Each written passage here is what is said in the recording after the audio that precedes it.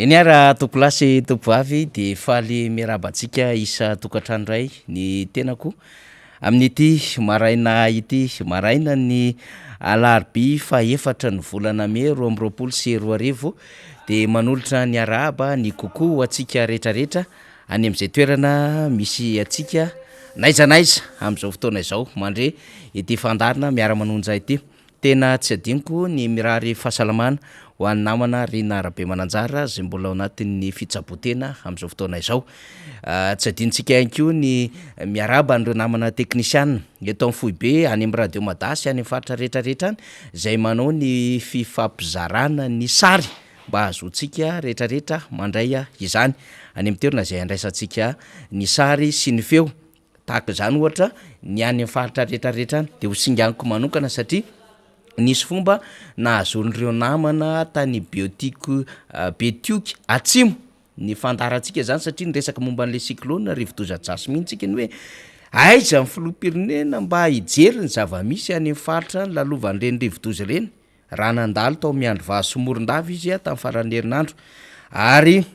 ny fanjakana ihany koa de miezaka maka vola eo amin'ny sehatra iraisam-pirenena ary mampiasa ny vola anatina zay azo Madagasikara amin'ny sehatra iraisam-pirenena sy manetsika ny volam-panjakana sy ireo olom-panjakana zany amina resaka rivo-doza ohatran'izao ary manangana rafitra mihitsiny ary tonga hatramin'ny mpamatsy vola iraisam-pirenena amin'ny Banque mondiale zay niexiger mihitsiny amin'ny hoe apetrao lay audit fond mikasika ny vola FNC na Fonds National de Contingence eo anivon'ny BNGRC io tamin'ny Conseil des ministres tamin'ny larobia teo resahantsika ohatr'izay foana manko loha izy satria misy dikany daholo reny lafin-javatra rehetrarehetra reny de tafiditra ao anatina climat de confiance reny eo amin'ny mpamatsy vola sy Madagasikara ka matoa izy miexige de efa be loatra le fanodikodonam-bola sy ilay tsy fifampatokisana amin'ny vola zay hoe mpamatsy vola amin'ny Madagasikara izany. Madagasikara raha teo de anisany efa mampiaya amin'ny resaka kolikoly ho resahantsika zay rehefa mandeha eny an-dalana iny ny adevitra samihafa fa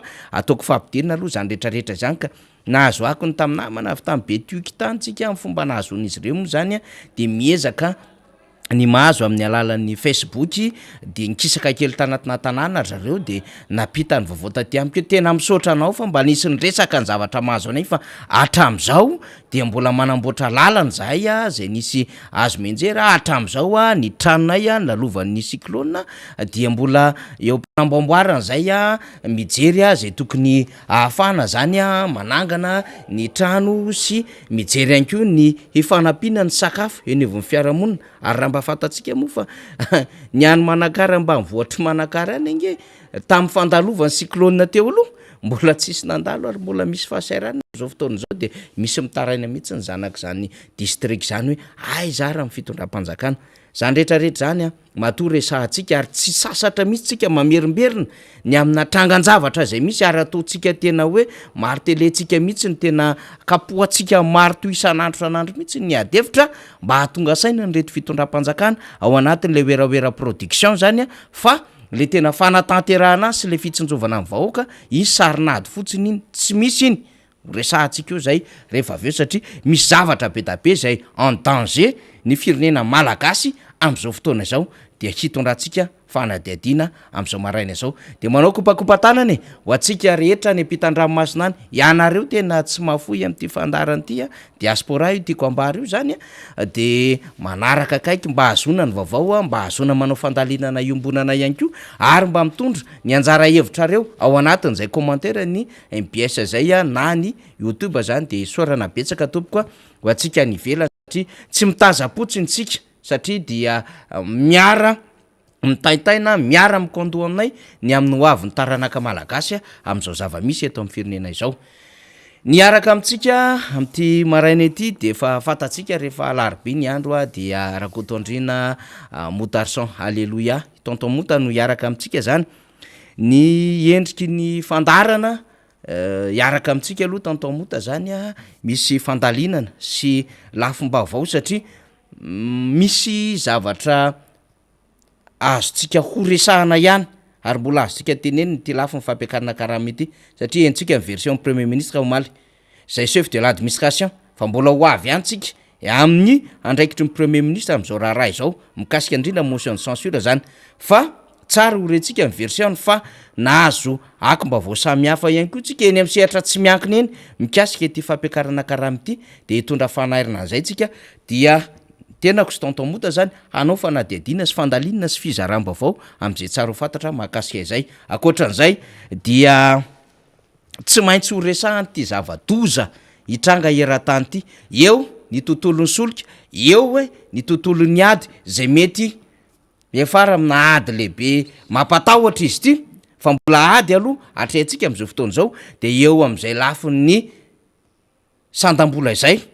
de ny eo amin'ny sandam-bola hividianana ny solika fa eo amin'ny sandam-bola zay ho ampiasaina sy ampianjera ihany koa ny rafitra eropeanina sy ny rafitra amerikanina zay vokatry ny ady any Ukraine sy Russie de iresaka ny environnement économique des affaires isika mahakasika indrindra am'ty resaka dolara yuan sy ny resaka rouble ity eo amintsena iraisam-pirenena fa isy impact ho tonga tia Madagasikara izany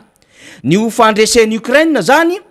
de anamarina zay adevitrytsika teo zay ary ny ho faresen'ny Ukraine ihany koa eo anatrehan'ny Rosiana dia handiso ny paipaikady rehetrarehetra ary hamerina tanjaka vaovao eo anatrehan'ny sehatra iraisam-pirenena ary tena isy impact économique na socio-économique mihitsy atia Madagasikara hitondra fandalinana am'izay satria mba ezaka zany tsika amin'ny fandarina ohatry zao mba azo tena ny anjara andraikiny sy ny anjara asany ao anatin'ny rafim-pisainana daholy ny olombelona rehetrarehetra zany ka atakatra zay ny andraikitry ny fandarina miara-manonja ny zava-misy eto anivon'ny firenena eny ary ino moa zany tamin'ny voalohan'ny volana May iny de fa fantatsika ny raharaha fa de nanapa-kevitra ny fanjakana fa ampiakatra ny karama am'sehatry ny mpiasam-panjakana 5 ka hatramin'ny 5 isanjato iny 5 iny de ho an'ireo sokajy ambony be kategoria 10 sokajinasa 10 zany de mimidina arakaraky ny sokajinasa de ny eo atenatenany eo 13 isanjato fa ho an'ireo mpiasa tsotra dia 5 isanjato zany fa rehefa tena nandeha ny adevitra momba an'iny dia nivoaka teo amin'ny lafiny indrindrandrindra aloha ho an'ireo sokajinasa ambony zany hoe an'ireo malagasy zay nandalo-pahaizana nianatra ary tonga tsy mora ny atongavana am'zany miakatra ty amin'ny kategoria 7 kategoria 8 kategoria 9 kategoria 10 zany dia adevitra ny amin'ny hoe rehefa elan'ny etra samihafa ary nitondra ny deputeram-bo fanazavana teo zany dia hiena be io 5 isanjato io mety ho tonga hatrany amin'ny 2 isanjato fotsiny azy zay ho hitany anatin'ny karama fa rehefa midina tia tenatenana am'izay de reo atenatenany zany hoe raha raisina zany izy manodidina ny 10 isanjato ihany zany no tena fiakarana karama raha ny tena izy fa sarinady fotsiny le ato an'le 5 sy le 25% ary le 25% vitsy de ino no ampanenona be hoe tsy mbola nisy tao anatin'ny 80 taona fa raha ohatra raisina ihany koa ny amin'ny fitotongana ny vidim-piainana sy ny fiakaran'ny pouvoir d'achat am'izao fotoana izao fiainana moa zany fa tsy fiakarany de tsy malion sara ny vidiny tao anatin'io fampiakarana karama io mpiasam-panjakana iny fa mipiasa amin'ny sehatra tsy miakina am'izao fotoana izao raha ny omaly sy mbola rentsika hatramin'ny anjoany dia mahafantatra zany tsika mare zany tsika ary mahalala zany tsika ny amin'ny hoe ho sarotra ho an'ny sehatra tsy miakina no ampiakatra ny karama zay ho an'ny mpiasan'izy ireo satria voavy nivoaka ny crise ny covid-19 satria mbola miaina ao anatin'le misokatra ny frontière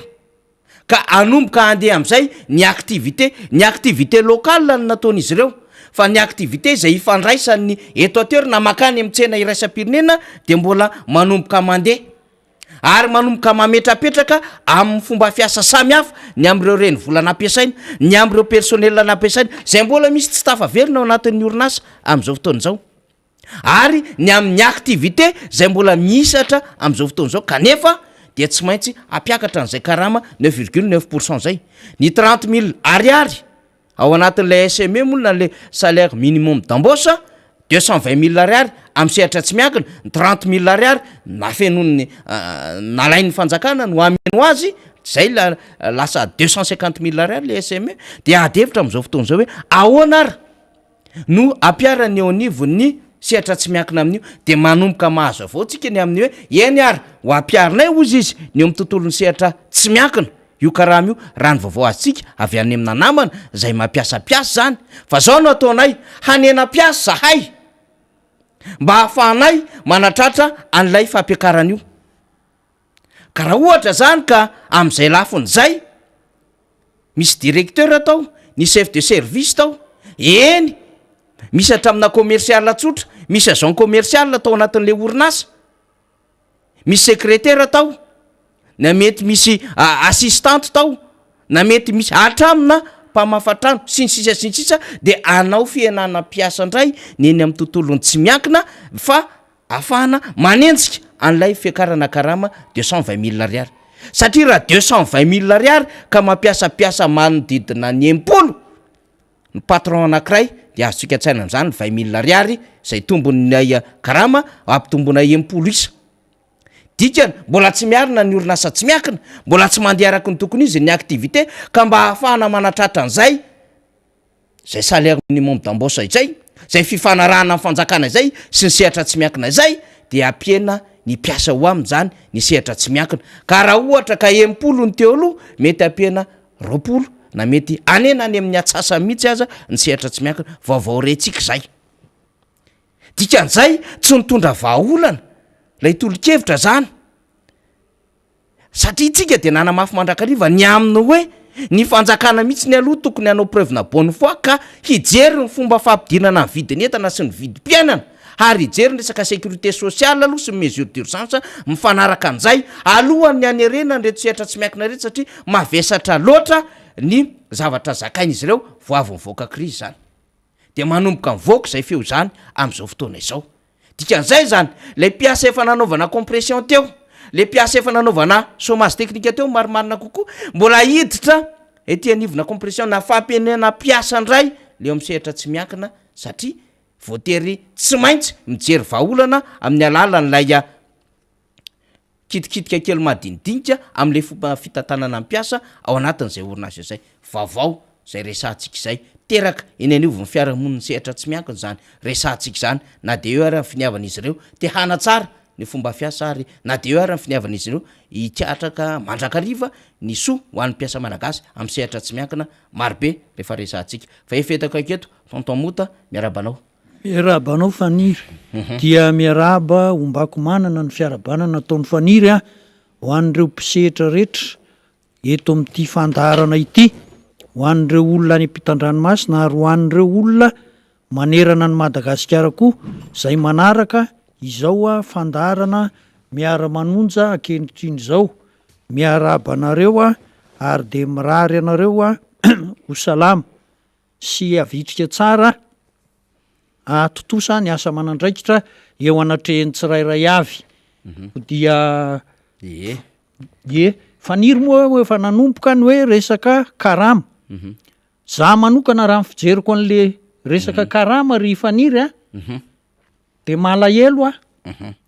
malahelo am'le resaka karama tsy ny hoe ny fiakaran'le karama 520 no mampalahelo fa ohatrany hoe misy resaka fisehosehoana fijeriko azy le zavatra mitranga 520 isan-jato zay moa no tena nao mafisina manao bravo sy ny etsetra ny akabiazan'ny pomba fa rehefa atao le izy hoe 5 isan-jato makany amy 520 isan-jato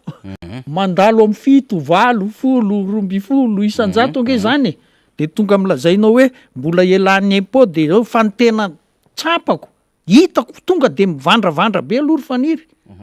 tsy nyresana hoe miakatra 4% bourse tsy fantatro na misy an'izany vaovao any amin'ny faniry fa za tsy maheno an'izany hoe miakatra mba 20% bourse ohatra inona ny dikan'izany ry faniry tsy mihevitra ny momba ny fanabeazana ny taranaka mihitsy ty fanjakana malagasy ty baka andeha foana tsy haiko na any amin'ny taona fahafiry le baka fahafiry zany zao ny hiditra hianatra ny teto tsy voaloha mbola nanao infrastructure tamin'ny 2021 teo baka 2021 le 2020 mbola sahirana ditanao an'izany ka ny dika tsika efa hitsofoka 2022 zao ny impact vokatra zany ara-toekarena grave be nge zany ry faniry satria zao rehefa afaka fotoana vitsivitsy taona vitsivitsy ho tonga eo amin'ny sehitra ny tena hoe miaso reo olona reo ny fianarana tsy natao de makaiza zany le hoe mba cadre malagasy a no beazina tato anatin'ny firenena zay tsy afaka makany an-dafo zany de eto ny raisiny fa ny fanjakana malagasy tsy mihevitra mihitsy ny momba anareo ary de ny mpiasa sasany arange ohatra hoe efa hitatsika marobe reny resaka hoe ny anina tsy voalony karama ny entreprise tsy voalony karama fantatra fa tsy manam-bola io fanjakana io fantatra fa karaman'ny olona sasany ara tsy voaloha ny borsa tsy voaloha lasa ady saritaka foana eny amin'ny anjery manontolo mpampianatra sy ny mpikaroka sahirana hoakarina le karama tsy misy mandeha am'izay laonina nge dikan'izany faniry rehefa tsorona le resaka tsy mandeha am'izay laonina fitantanana nyity fireneny ity tsy misy fijerena no avy nyity fireneny ity fa makany de tsy fantatra hoe makaiza makany amin'ny tsy fantatra hoe anao balina ngamitsika zay moa fa tena tsy izy mihitsy zany le an'zany fa de everina sady zao le fampiakarana karama alohan'le fampiakarana viditsoloka mizazoron'le taloha ara ve zany ty hoe efa tokony nisy hatram'izay fa tsy nisy a de ty a akarina le karama hiakatra am'izay le vidin'ny solika hiakatra ny frais mbola iverina itsambikina ny vidim-piainana rehetrarehetra zay mihitsy anao fampiakarana ndray ve zay le zay nanaovako hoe récupération hafa ndray zany mbola adevitra maky io a tsy manam-bola zany nge tsisy ka tsisy zao nge bankruptio na ny privé tsy miankina ary a tena miteny patrona privé mihitsy be loatra ny andro tsesany eto amin'ity Madagasikara ty mialatsiny a raha miteny an'ity ohatrany hoe le tamy latsinainy tena hoe aprisianao ny olona ivavaka de musulman izy a de omenao apetraky ny lalàna mihitsy hoe tsy miasa izy musulman azonao fa ny olona rehetra tsy musulman a de sahirana mitsangatsangana izy any tsy de fanao ny loatra hatram'izay zany ka le patron hoe alo vola nefa io andro tsesany io zay ny lalàna de some paye de nampiasa olona moa zany le olona fa de supplémentaire ka lasa le koan'le famokarana vidin'le famokarana lasa mitombo izy nefa asaina miezaka hoe ando karama mba hampitombo ny karama tsy mirindra dole nge zany ry faniry te anao fotsiny hoe zay a tena mihevitra amin'ny madinika zay a tena mpianatra tsy everina ho mihitsy mba tokony manao correction nge ry zareo hoe tena rehefa nydiniana de ampiakarina izao miborosy mpianatra mba farafaratsiny nge manao correction fa hatram'izao nge tsy misy ka le karta raha zaraina fa tsisy vola ao anatin'le kartaka zany daholo nge probleme ka zay le zavatra mitranga de mampalahelo le izy complémentaire 50% mba voalohan'le fanjakana 2018-2019 oka re faniry oka de mampalahelo nefa anatsetsina ampitombo an'ilay 30 000 ariary am'le 250 000 ariary ny fitondram-panjakana ka zay le zavatra mitranga le io loha nge efa hita hatramy 2019 hoe tsy misy zavatra mirindra ny zavatra atao eto amin'ity fireneny ity fa ny fond souverain natao betsaka ary zay nge structurel le hoe ara-drafitra mihitsy ny mahatonga an'le président hoe izy dolo misahana an'ity asa ministère etseroa satria ho amin'le vola de zay ny mahatonga an'le izy a hoe lasa ohatran'izay ny fiainan'le firenena hoe ahoana fanamboaran-dalana misoratra hoe tia ny budget ministère tsy tia ny budget fa zao tsy afaka manao de eto miborosy ny mpianatra tsy manankolazaina ny ministère amin'ny fampianarana ambony satria mety ho alaina any amin'ny fond souverain io zay io vao misy fa tsy misy tsy manam-bola io fanjakana io fantatra ngeny hoe 4% ny prévision budgétaire ny miditra zany nge hity ary zao volana juin volana mai zao a ahitan'ny député hoe aiza mifampidiram-bola ny fanjakana malagasy a atreto amin'ny volana mai de 8 mariny ny fanjakana moa zany a de mamorona karazan-dalàna samy hafa ahafahana mamoaka vola na manafaingana ny asa fond souverain fandresahanao teo a fa misy indray an'le nouveau projet émergent iny ihany ko zany de fomba ahafahana mamoaka vola hanafanganana asa eny anivon'ny ministera hony zay efa fantatsika nefa misy reo fombafomba samy hafa ahafahana mamoaka vola hatram'izay klasika bazika eo anivon'ireo département ministérial zay miaraka amin'ny fanjakana zany fa ity moa zany misy antony de isan-kerinandro ao anatin'ny conseil des ministres de misy hatrany le nouveau projet émergent zany mbola miendrika anovana fanadiadiana daholo zany satria eo amin'le lafiny fikirakirana ny volam-panjakana no manahirana amin'ity raharaha ty satria voatery manao gymnastika na raharam-bola zany ny fanjakana amin'izao fotoana zao satria tsy manana disponible na liquide izy zay ahafahana manetsika tsy manetsina any amin'ireo filam-bola samihafa eny anivon'ireo département sy organisme rattaché ka na le volan'le fera raha tsy hitatsika le fond routier de hoenotsika aloha tantamota ny tenin'ny premier ministre io manko ny chef de gouvernement fa chef de l'administration ihany ko zany mikasika an'le karama miépouser ny cause ny président mazava ho azy tsy maintsy miteny an'izay ny premier ministre fa hoenotsika l izy de tondratsika fanadiadiana hoe zao ny fomba fijerin'le premier ministre azy mahakasika an'le karama zany ndahoary misy finapa-kevitra maro efa niraisiny fidrana am'izao fotoana zao mba ahafahantsika miatrika any fiakarany vidin'entiny ohatra zao ny navantsika ihany ko midinika tamin'ireo mpivarotra solika eto Madagasikara mpanafitra solika eto Madagasikara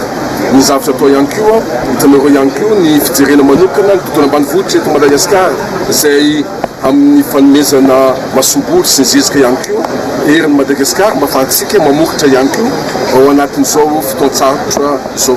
zany resaka rehetra zany dia zay raha tsika miara-manao amin'ny serim-piarina maro tena ny eno ny verimberina ny fanazavana iny mihitsy atontomota de ozy hoe lazainy fotsiny aloha le isy ny fampiakarana karama araka ny fanapaha-kevitra maromaro fa avy eo am'izay izy de miteny hoe manoloana ny fiakarany vidiny entana nisy ny dinika natao tamin'ny resaka mpandrarahantsolika masom-bolo terisy izy zany eny zavatra tsy mikolla anie zany tsy mikolla anie zany monsieur le premier ministre ny fampiakarana karama de resahana fotsiny tsotro zao amin'ny vidim-piainana miakatra io zay le izy ny politika raha miresaka nareo viditsolika de zany dia mbola adevitra taty arinany volana febroary adiny Ukraine sy Russie zany tsy mbola misy fampidirana an'izany aloha fahatelo ny resaka resahana momba an'le hoe mizara masobolo sy ny rehetrarehetra zany de décision post-cyclonique zany sy nisy famatsiana azotsika tamin'ny banque mondiale tamin'ny alalan'ny IDA fomba hanatsarana ny tontolon'ny fambolena 40 millions de dollars dikan'izay ao anatin'izany zany ary raha mihevitra koa nareo fa misy le plan émergence Madagasikara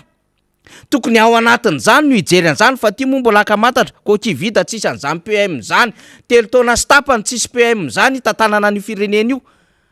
fa resaka Facebook ny tantanana an'io selon le desiderata sy kritika ny olona marobe na ny lanceur d'alerte no akana décision ahafahana zany manetsina ny lavabolavo be tabe ao anatina adevitra ka tsisy mikolla mihitsy le zavatra nambaran'le premier ministre omaly raha miresaka izy fa misy fanapaha-kevitra ho amin'ny fampiakarana karama noho ny fiakarany vidim-piainana satria tsy mahaleonsara ny vidiny mba hifandanja araka ny teny nambaran'ny filoham-pirenena tamin'ny fahatongavany avany vato de nakery avloa nampiakarina tsara dalàna an'ireo solomavamboaka zay nanao samboady de nyresahana an'le resaka fanamboaran-dalana de tamin'izay no nanarota ny resahana karama de nyresahana ny amin'ny hoe be loatra lay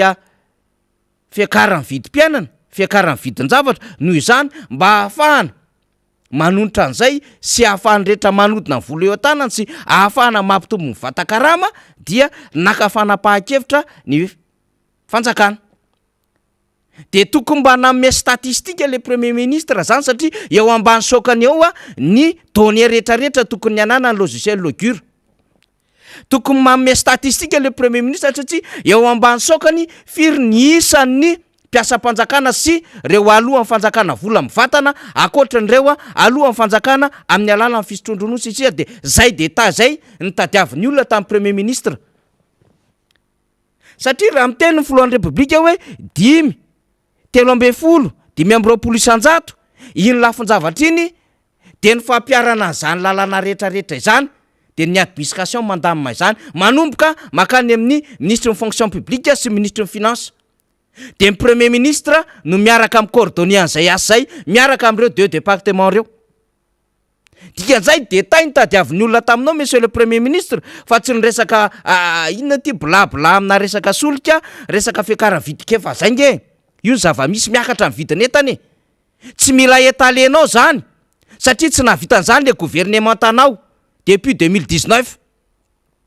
mbola iresakitsika rehefa aveo satria miaro toena le premier ministre am'le motion de censure de mamerina n'le langage efa naveriny teo aloha everiny fa vidinetana le resaka motion de censure de ozy izy hoe ao anatin'le resaka fiakaran'ny vidinetana de any Ukraine sy Russie resaka solika mila stabilité Madagasikara langage na vidinetana ane zany fa nga vidinetana le motion de censure monsieur le premier ministre de lasa miteny foana le détail zany tsy vita mamoaka an'le izy zay efa tokony fantatry le premier ministre fa ouverture en session parlementaire omaly dikan'izay tsy maintsy eona amin'ny mpanao gazety izy ny mpanao gazety tsy maintsy isikotra resaka karama resaka motion de censure dikany tokony namme détail le premier ministre fa tsisy détail meny mihitsiny fangazany akory ny zavatra mahagaga rehefa manao fampiakarana karama ohatran'io hatramin'izay tadidinao tamin'ny andro président Ratsiraka reny tamin'ny andro président Ravalomanana président Ravalomanana moa janvier izy de efa manao hoe zao miakatra ny karama indraindray président Ratsiraka février vao manao miakatra ny karama satria mbola miandry an'le étude fiakaran'le information sy ny etsetra de manao izy hoe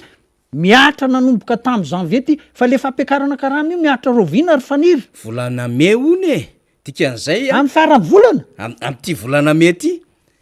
zay zany le na roa ny lalana aingana be ny fahatongavan'le loi de finance zao zany ao amin'ny assemblée nationale de manao ny travaux de commission de aveo am'izay hidina ao anatin'le session plénière zany de andeha am'izay le vote le tsangatanana mbola lavitra de mbola andeha eritrereto tonga de hiatra le izy volana me amin'ny lalan'izany na izy mianticipe izy zany de manao ordonnance izy akana afahana satria ny fomba fikitihana an'io de ohatrany tsy mikitika volana épicerie io tompoko zay mihitsy fa tsy maintsy mijery ny recette fiscale ianao tsy maintsy mijery ny aide budgétaire rehetrarehetra ianao mijery ny équilibre any équilibre budgétaire rehetrarehetra ao anatin'io zay ianao vao de iverenantsika ny adevitra teo tontomota zao le adevitra ny statut ana filoham-pirenena tompoko rehefa filoham-pirenena izy zany ka raha ohatra izy mandeha any amina toerana anankiray ka mikabary izy de iny zavatra resahany iny mihetsika daholo ny rafitra rehetra any ambany manatanteraka an'iny marina raha miteny zany filoham-pirenena ohatra mandeha izy amin'ny lalana anankiray tena raisitsika ohatra mihitsiny zany tsy maintsy atomboka ity RN13 ty alohan'ny farany taona 2021 resantsika tsy maintsy atomboka io fa raha tsy atomboka io tsy manao politika antsony zay le teneniko teo raha ny tokony izy le filoham-pirenena efa tokony démission zay manko tsy manao zavatra overtadiditsika de ny rafitra rehetrarehetra manaraka an'iny mihetsika daholy mihetsika ny travaux publics mihetsika ny primature mihetsika ny anivon'ny présidence mihetsika ny anivon'ny MAE mihetsika ny anivon'ny finance hoe aiza no ahitantsika vola hanaovana an'io inona ny accord protocole d'accord efa vita mahakasika nyty lalanyty efa nisy signature nandeha ve ty efa nisy ratification teny amin'ny assemblée nationale ve ty raha ohatra ka efa nandeha zay procédure rehetrarehetra zay inona ny problème mahatonga le blocage aiza par bénéficiaire ny état malagasy manana an'le 30% ve tsika raha tsy manantsika aiza am'ireo volan'ny état malagasy ireo no sotomitsika ka alefa amin'io ahafahana migarantir eo anivony sehatra iraisam-pirenena satria ny vondrony européanna no miara-miasa Madagasikara am'izay efa niangazeny voniny européanna ve ny volana miasa manarakiny le rafitra rehetrarehetra vao mikabary ny filoham-pirenena ohatra mandeha indray zany filoham-pirenena amina toerana anankiray mba tiany mony anazy le karazana kianjakianjo io zany sy le fanaovana spectacle de taitaitra eo izy satria mety misy olona miteny manao hoe satria rehefa tonga ko le fiaonany reny amina fitsidiana atao amin'ny filoham-pirenena de eo ny olona manararoatra manery azy ka fantatr'olona fa tsy maintsy gabarika le toetra nefa hain'ny olona fa rehefa mahita vahoaka de tsy maintsy miteny eo de mamoron-javatra eo tsy maintsy misatisfaire am'le besoin-le peuple de mety misy miteny hoe zay de mitady kanja monsieur président de tout de suite izy de miteny ampifalon'ny tanora tsy maintsy mahazo kanja manara-penitra nareo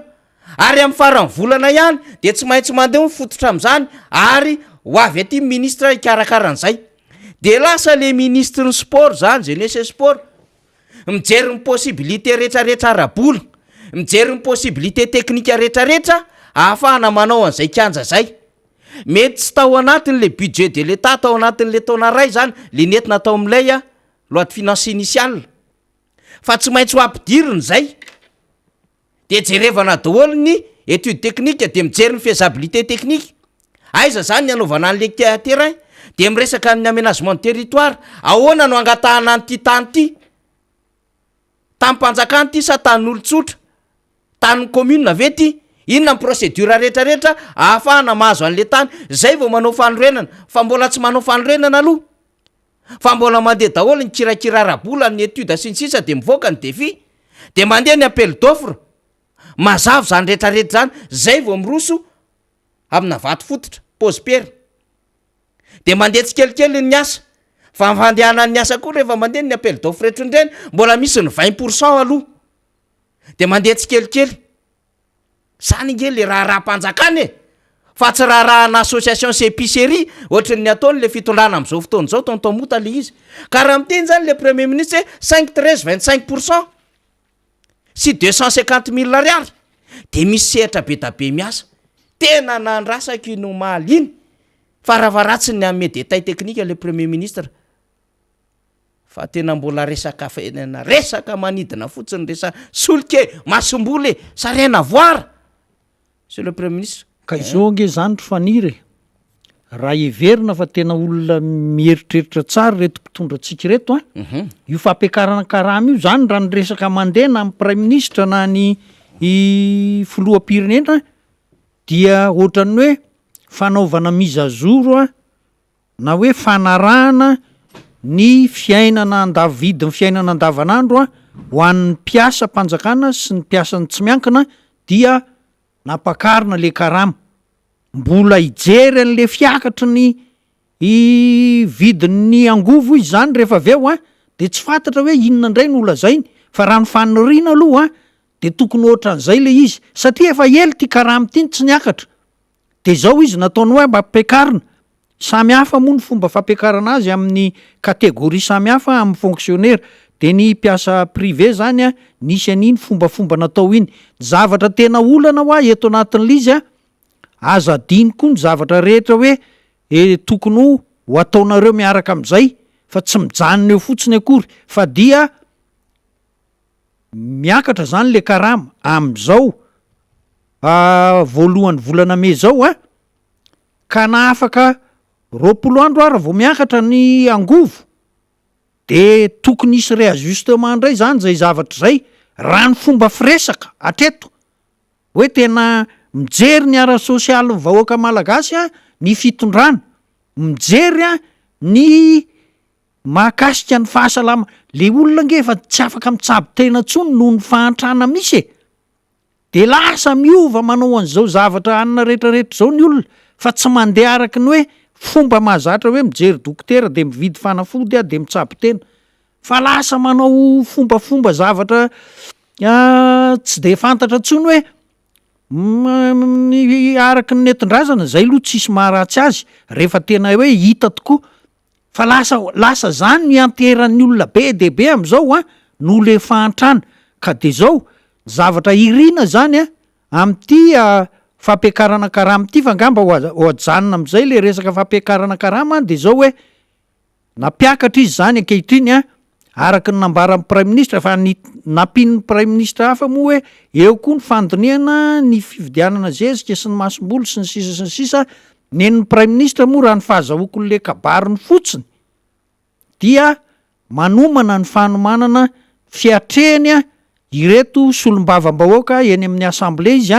zay ny lasa mahatonga le politika global noho ny resahany a fa tsy ny resaka karama fotsiny miresaka hoe iresaka amin'ny mpamaty solika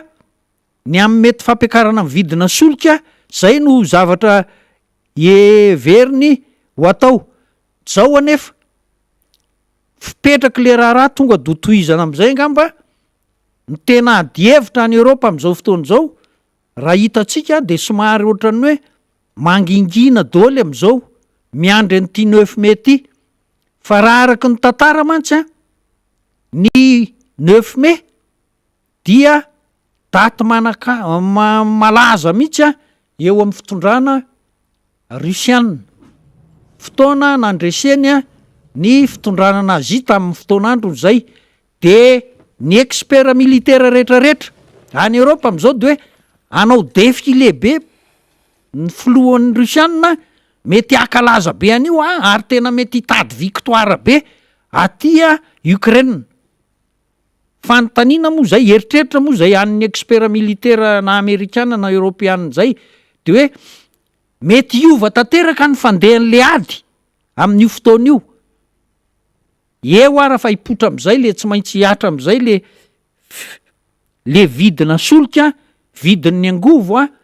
dia etraika ho tonga tia Madagasikara raha mifahazoko azy atoato anafatra lasantsy am'izay de efa tonga am'le prix vaovao tsika de tsy maintsy hiakatra le de ahoana raha le fipetraky ny raha-pirenena indray am'izay fotoana zay satria hiakatra indray ny vidim-piainana tsy sala am'le zao tsony amin'ny voalohany volana me zao fa mbola hiakatra indray izy de ahoana ny zavatra eritreretiny mpitondra fanjakana ho atao hiatrehana an'izay fa lasa misy savoritaka raha vao ohatra ka tsy voafehy ny fiainan'le olona fa tena mikorosy makany amin'ny fahantrana tanteraka sy ny faharesena eo amin'ny fiainany andavanandro ny vahoaka raha ohatra ka tsy mitandrina amin'ity vidina solika vaovao ty zay tsy maintsy hitranga zara ny eritreritra hoe alefa le vidina solika aloha vao alefa le fampakarana kay ny famadika le izy fa mety mbola misy ajustement kely angamba rehefa aveo raha ny fieritreretana azy ka de huit eo fa mety iova mihitsy fandehan'ny ady any Ukraine ary izao tontolo zao ara de manahy mihitsy hoe so de hikisaka ho any amin'ny ady lehibe ary ty ary président Poutine ngery fany rehefa nyteny hoe hiverina amin'ny adiny langilangy sy ny anina indray tsika rehefa mipoky zay zavatra zay fa tsy hisy tsony ny zavatra fa de zany moa resaka aniny zany fa de zao hoe miova ny environnement ny environnement économique de ny affaire ozy faniry teo satria maninona tenenin'ny expert économique any Eropa am'izao de zao hoe tena tediavin'ny tenin'ny expert économique européenne zany hoe dédollarisation ny tena katsahandro zareo sovietika rusiana sy ny sinoa am'izao fa mba ho ampiasaina ny yuan sy ny rouble eo amin'ny tsena iraisam-pirenena ny tena izy angedy zao ny zavatra mitrangy amin'ty ady ty misy ny vondrona ty Afrika tsy hoe momba ny Rusia izy fa tsy manameloko an'ny Rusia misy ny any Amerika Latina tsy manameloko an'ny Rusia ny any Azia misy ohatr'izay ko de lasa mizara verina ohatry ny taloha indray le zao tontolo zao hoe izara hoe fifanandrinan'ny bloc miaraka amin'ny Rusia sy ny bloc miaraka amin'ny Amerikana ary ny Europeana eo de sanganena de zay zavatra zay etraika be aty Madagasikara zay etraika be aty Madagasikara zay satria manaraka tsara amin'ny Madagasikara ny Union Européenne manana intérêt izy eto manana intérêt izy na ny jono an-dranomasina te mba hampiasa sambo aty ny Union Européenne te mba ka zao mila ny sécurisation zany rehetrarehetra zany izy mila mahita tsara hoe araka ny tokony ho izy fa tsy hoe aka licence de pêche de hafahafa ny fomba azahoana an'izany licence de pêche zany hafahafa ny fomba azahoana misehatra raha toe-karena eto Madagasikara manaraka an'izany ny Union Européenne fa mbola sahirana kely satria na ny fijerin'ny Europeana range tsy mitovy eo anatreny ty ady ty fa ny Alemanina ohatra ny mangingina satria izy tena sahirana amin'le resaka gaz pétrole avy any Rusia de ohatra ny mangingina izy fa ny polonais sy ny etsetra no tena anina ka de zao zany rehetrarehetra zany mitambatra manova an'le fomba fijery ny union européenne tsika raha teo moa mbola tsy vonona iresaka momba an'le convention union européenne sy ny ACP satria ny atsika ny plan d'émergence nge mbola plan de stand-by lasa ohatran'izay le to Madagasikara tsisy drafitra hoentintsika ka ny entina tany ngely izy ny entina tany Washington ngely izy fa tsisy nanao combien tsisy ka plan d'émergence ny teneninao nefa projet kely etseroa no ataonao fa tsy zavatra mirindra toky tsy mety zany de eo ny ambonin'izay ny setry iraisam-pirenena manao hoe miediva mikolikoly efa hitanay fa miezaka nareo na hitany ara fa tsy misy ezaka de mba izay no itenenany azy ataoviny zao de zao tsika ampanantenana an'zao sy zao fa zao tsy misy zavatra raha tsy miova io fitondrana amin'ny fomba fitantanana sy ny zavatra atao io tsy misy zavatra io goty dao ny azotsika goty akoatry ny fofombola satria tsika moa miresaka am'izay ne tsy mazaka mare fofombola le fanjakana fofombola sy tonom-bola de misy gotigotina reobine kely amina resaka fitsonjovana na mahaolona ny azotsika de iny ny ahodikodina sy resan'ny fanjakana zay hoa no tsy maintsy mila mampamailo atsika voaka zany satria izy zany zao raha miresaka de hoe demi-milliard de dollars ny azotsika fa le demi-milliard de dollars azo mbola adevitra samihafa de rehefa mivoaka am'izay tsika manao ny fanadiadina ny rehetra rehefa miresaka de fantatra ka izy ty tsisy déblocage raha tsy any amin'ny 2023 ny andeny 30% hatrany amin'ny 2028 ka zao angery fanire tsy maintsy manome vola kely 10 millions de dollars ny fanampiana 25 millions de dollars en total ny azo tany amin'ny USAID na 40 millions de dollars zao mantsy le problème mange raha misavoritaka eto Madagasikara misavoritaka tonga mpamatsy basy tonga zany ingely izy raha vao misavoritaka eto de zay no mampitandrina andrareo hoe miezaka mafy mihitsy izy mba tsy savoritaka Madagasikara fa raha ny indicateur rehetrarehetra amin'ny toe-karena tena tokony efa mikorotany Madagasikara fa zany hoe eo moa hoe endry ny vahoaka malagasy miezaka mivavaka vahoaka malagasy fa ny zavatra mitranga ngery faniry efa misy miovaova ny indicateur samy hafa eto amin'ny lafiny ara-politika miova efa miova reny fanerenany hoe raiso daholo reny vola alaina amin'ny fomba tsy mariny reny efa manomboka manery bianco hoe tena ataoviny ady amin'ny kolikoly manova ny paky efa nidokafany Union Européenne tamin'ny fotoan'andro ny mbola teo ministre Mbikily hoe fantatray fa efa miezaka ny ministère ny fitsarana tovy tsisy hafa am'le hoe efa miady amin'ny kolikoly nareo rehefa aveo le ministre fitsarana na metra-pelana satria ka tsy mety mihitsy le zavatra ny trano saringitra aminatina kolikoly de lasa de efa apresian'ny olona hoe ataovy ny ady amin'ny kolikoly ataovy ny ifanangonana fangalana ireo vola azo amin'ny tsy mariny reo zany inge indicateur tsy maintsy atao zany vola survie nge tsy mahafaty anao fotsiny mba tsy hahafaty ny firenena malagasy no hanomezany reto mpamatsy vola reto vola kelikely ohatran'io fa tsy misy zavatra mandeha satria le planina hoentinao anavitra an'le firenena tsy misy inona moa no anampinanao ao raha nanampy anao izy tena nanome vola nge izy tamin'ny Covid nakaiza daoly ary le vola hitany rehefa aveo hoe nakany amin'ny tsy izy le izy de milliard koa zany mahery mihitsy aza zay de eo izy tsy hiditra ohatran'izay tsony izy fa de zay tsy hafatiny malagasy sisa no ataon'ny olona eto fa de zao isika malagasy no mila traka mila mijoro mampiseho ny hoe reto zay vahoaka malagasy vonina hanova ny fitondrana io fa tsy kitoto zao tsy misy atenainy zao fa zao tsika vahoaka malagasy ihany tsy maintsy miezaka hanovany ty Madagasikara ty de eo reto partenaire reto reto mpiara-miasa amintsika reto anampy atsika ireo rehefa hitany fa tena miezaka tsika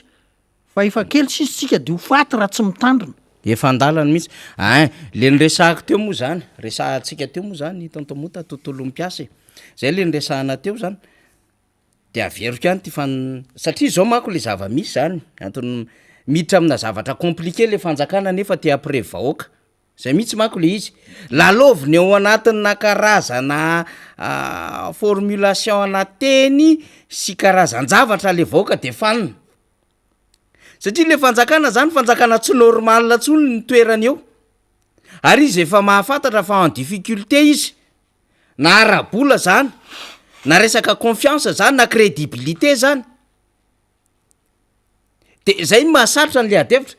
tsy sarotra nge ny adevitra ho an'ny mpitondra teo aloha rehefa niteny izy hoe akarina 100 ny karaha mampiasa mpanjakana bref tonga de mety zay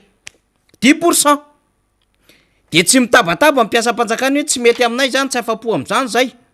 na de nitolona ho ana grien disera foana ary izy fa tsy problème ao ampiasa mpanjakana ihany zany taloha satria inona ny antony virenako tsara misy ty adevitra ty fa ho avy any am'le teny tontombota teo am'le resaka environnement économique des affaires fa nahatoky izy ny fitatana mpitondra ny volam-panjakana satria tsy bankropotra le fanjakana ray zay fa faharoa mbola nahatoky izy ny vidim-piainana hoe manana fahefa mividy ho an'lay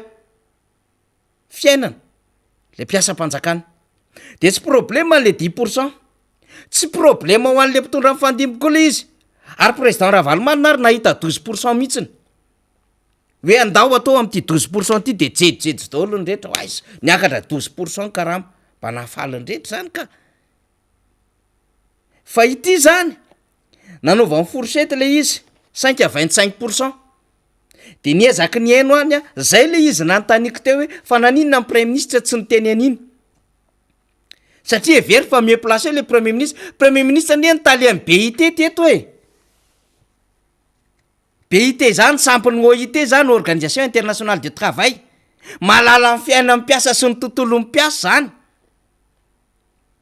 dikan'izay ny premier ministre zany afaka nazava tsara irassuré amin'ny mpiasa na amin'ny tsy miankina satria zay le sehatra misy azy ny OIT BIT ary ny BIT tsy teto Madagasikara reky izy ary mivezivezy eraky ranomasimbe indiana ioko ary zay namora azy na niendrena azy premier ministre sy satria fantatry ny communauté izy de iny le tsy fantatry ny mapara koa moa olona tsy fantatro mpanao politika avy aiza tsy malala le tontolony le racine ny fomba fanaovana politika teto an-tanàna de fa izy zany tsai kristian zany aiza ka olona tsy mahay politika kaiza ny aizana an'zany raha olona mahay politika de malala ny grande famille ny rehetrarehetra teto Madagasikara zay malala an'zany tompoko mona tsy afantaranao an'zany hoe taiza ny départ an'zany de ahoany zany de inona ny resahan'zany tsy fantatray io fa olona taiza io inona ny asan'io zany aloha zany de fa tsy mety fa iny problème zareo iny fa rehefa tonga teo le premier ministre nanamora ny fampiakarana azy tao anatin'le gouvernement de consensus le andraiky ny tao amin'ny BIT de zay zany le resahantsika hoe raha zay lafin-javatra zay zany mieux placé hanazava en détail irassuré amin'ny mpiasa ny premier ministre satria efa misy zavatra tsy milamy mateto de ty am'izay ary le adevitra tiako atongavana am'izay ny ministry ny vola manko no tantaran'le izy tonton mota hoe aiza nakana ny 30 000 ariary io de hoe efa misy vola avy any am'sehatra tsy miankina mirotsaka any ankinaposa de tsy kitihany vola io fa io vola io zany ny fanjakana no amenany vola io tsy maintsy atao lalàna zany hiditra lalàna mihitsy ny am'zany ny fanjakana zay le izy hoe le fanjakana zany raha anaovantsika sary zany de ty le fanjakana de ato misy antsana be de eto misy tady be azo be zany de misy tady fa le fanjakana mihitsiny manomboka mananto tena tsy kelikely eo ambon'le antsana am'le tady be am'le azo be misy tady de izy mihitsiny manidy mananto tena mamondony tena tsy kelikely eo marina fa te après vahoaka le fanjakana fa itsika zao mbola manana problème amin'ny knaposa za mbola tafiditra ao anatin'le système anti corruption daholo zany mbola raharay ane no mandeha amin'ny knaposa am'izao tompoko ny fividianana tany nampidoboka ny DG an-knaposa sy ny quelque tetin'ny PCA ny conseil d'administration en CNAPS fa mbola tsy mandeha reo raha rehetrarehetra hita tany amin'ny tambazotra sosialy momba n'io CNAPS io dan ny fanomezana vola ana fikambanana maromaro ny asahana zavatra maromaro mobile na zavatra miodina tany amina société zay mampiaya ny fifandraisany hoe naninona io no nahazo an'izany marché zany ny resaka mbola sy mandeha zany entraîneur Baré iny mbola adevitra iny hoe ahoana ny fomba namoana ny volany malagasy latsakemboka malagasy kely mpiasa tsotra miasa mafy tsy mandry andro tsy mandry alina mirotsaka ao amin'ny CNAPS i Nicolas Dupy no omena azy fa nga Nicolas Dupy nandrotsaka ariary tao ary inona statut an'i Nicolas Dupy nisitraka an'le 150 millions d'ariary tamin'ny vola mpiasa malagasy ny zany raha any amin'ny firenena matanjaka zany efa grève be tsy fakahitana ary am'ireo mpikambana hoe efa 800 000 reo ao amin'ny CNAPS efa nijoro zany fa eto amintsika moa azy mandeha daholo tsisy problème de mbola miverina izy io de aiza indray no andaovana ny karaman'io zao iny tsy avelako any iny fa mbola misy koa le hoe nividy trano hoe tary akoatrin'le hoe betsaka lay tombontsoa omena n'le tompon'andraikitra ao amin'ny CNAPS marobe le raha zany sy le vola nampindramina any amin'ny commune zany de mbola raha ray mandeha le CNAPS zany mbola ao anatin'le tokony hampiainana an'le vola rehetrarehetra iverina amina EPIC azy établissement public à caractère industriel sy commercial donc tsy mitovy amina statuana orinasa hafa izy tsy mitovy amina SA izy tsy mitovy amin'ny EPA izy tsy mitovy an'izany ma EPIC azy dikan'izay misy latsakembokoly leo ahoana no amerenana an'ireny vola rehetrarehetra eny sy ametrahana ny adevitra tsara satria nisy risque na corruption tao de eto ny fanjakana jereny tsara le adaka fetsena tsy mandohan'iny tsony le mpiasa misehatra tsy miankina fa mifanjakana no andohan'iny dikan'izay tsy maintsy avadika alalana aloha zany ahafahana manamarina zay le tiako teneniko raha vao miteny filoha de miantsa ny ratsana fa zao le tena version officielle mihitsy ny tokony PM miteny an'izany ny antony ny PM no mitandro any resaka administration eto amintsika ka raha miresaka izy mbola miverina indray zany le adevitra CNAPS de eo ny verenan'le adevitra am'izay zany est-ce que ny fanjakana ve tena aloha satria zay zany le semany resahany le ministry ny vola tena alohan'le volan'le tsy miankina hitsofoka ao anatin'lio CNAPS io ara-dalàna de ho avy le fotoana le grève nanomboka tamin'ny volana hoe eo manko ny rehetra tsy maintsy mitadidy am'izay mai 2022 tsy maintsy ao le vola io le izy io mai 2022 ao zany le vola tonga de miratsaka ao amin'ny CNAPS eo le sosy zany fa ho tazomy mpiasa am'izay le izy any misehatra tsy miankina izy ara-dalàna fanjakana naneriny tenany tsy maintsy ampiditra an'le vola ao zany ke zany zao de efa zavatra tena enjana be ameno anao subvention zany le fanjakana hitady vola efomalitsika no miteny teto firy-marina ny isan'ny mpiasa misehatra tsy miankina satria ny mpiasa misehatra tsy miankina mibetsaka mihoatra ny fonctionnaire ka raha ohatra fotsiny 30 000 ariary amin'ny 100 000 isa ohatra raha etsy mpiasa tsy maintsy mitady 75 milliards de FMG par mois ny fanjakana donc ho alefa ao CNAPS zany à titre an'le hoe ty lay vola zay efa ao de tsy mandohan'iny ny mpiasa tsy mirindra nge zany ry faniry zay le izy satria zao raha mahatsiaro anao de ny banque mondiale sy ny FMI teny mihitsy hoe ataovy ny vérité de prix amin'io resaka jirama io fa tsy mila nareo misubventionné nefa nareo tsy manam-bola zay ange le zavatra fipetraky le raharaha de ity anao ny hitatra ohatrany sima misiko le CNAPS indray no ataonao hoe izay subventionné an'le salaire le augmentation salariale de izay enao nefa tsy manam-bola de makaiza moa zany le fitantanana zay ange le lasa tena tsy mandeha am'zay laoniny nge zany ny mety am'izay mba azony rehetra an'le izy de iangavy anamana teknisiana ihany tsika mialatsiny fa aloha lefa ihany iny fiao amin'ny ministra iny zotoma tamina Fahita lavitra tsy miankina le izy miresaka am'izay de aleo alefa le izy de ao anatin'izay am'izay izy vao manazava an'le détail teknika an'ilay a écriture le écriture eo ihany fa le ato ampiasam-panjakana indray le 5 à 25% hoe ny catégorie zao a mandray an'ity de ny zay nge le nitenentsika zay nge le nitenentsika ahoana no ahafahany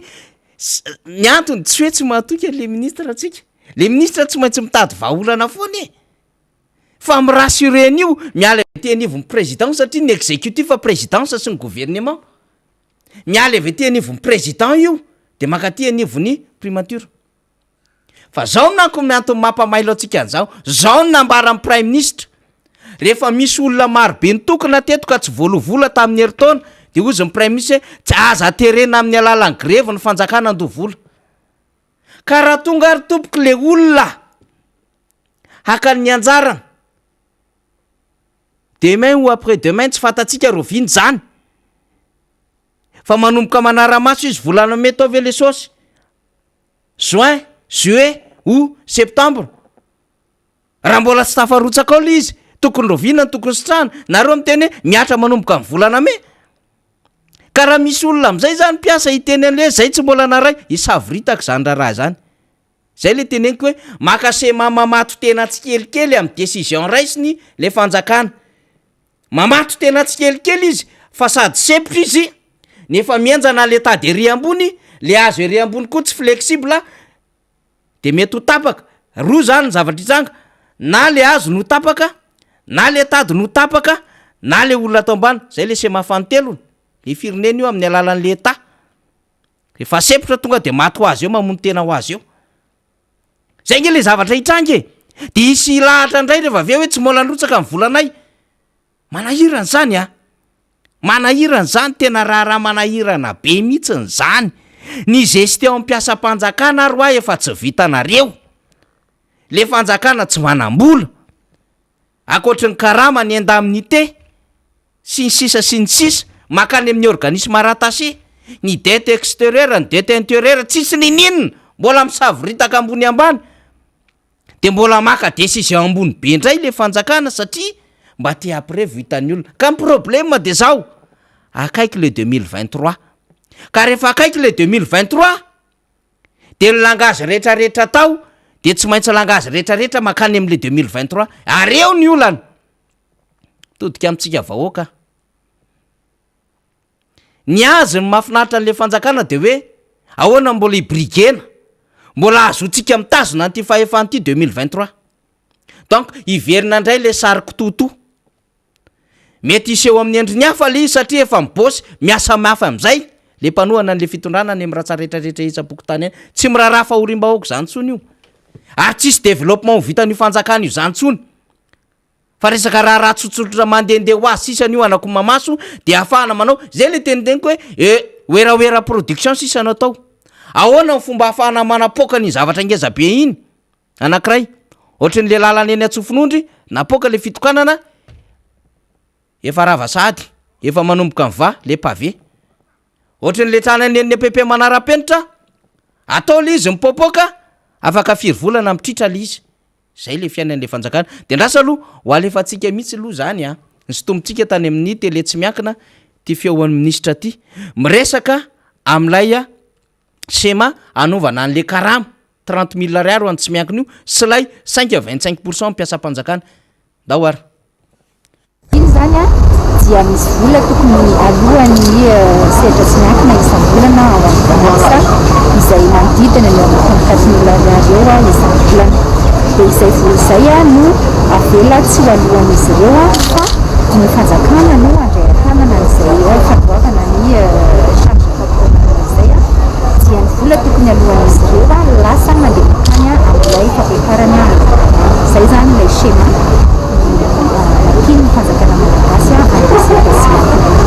araka ny fanapahan-kevitra navoakan'ny mpitondra fanjakana iny izy iny ka zay le tiatsika tenenina hoe mila antoka mazava tsara zany satria zao rehefa miresaka fanjakana ny olona tompoko ary indrindrandrisy ty fanjakana nanomboka 2019 ty dia tsy mahatokontsony tsy mahatokontsony tsy manana zavatra atokisana n'le fanjakana le vahoaka le fitenenana hoe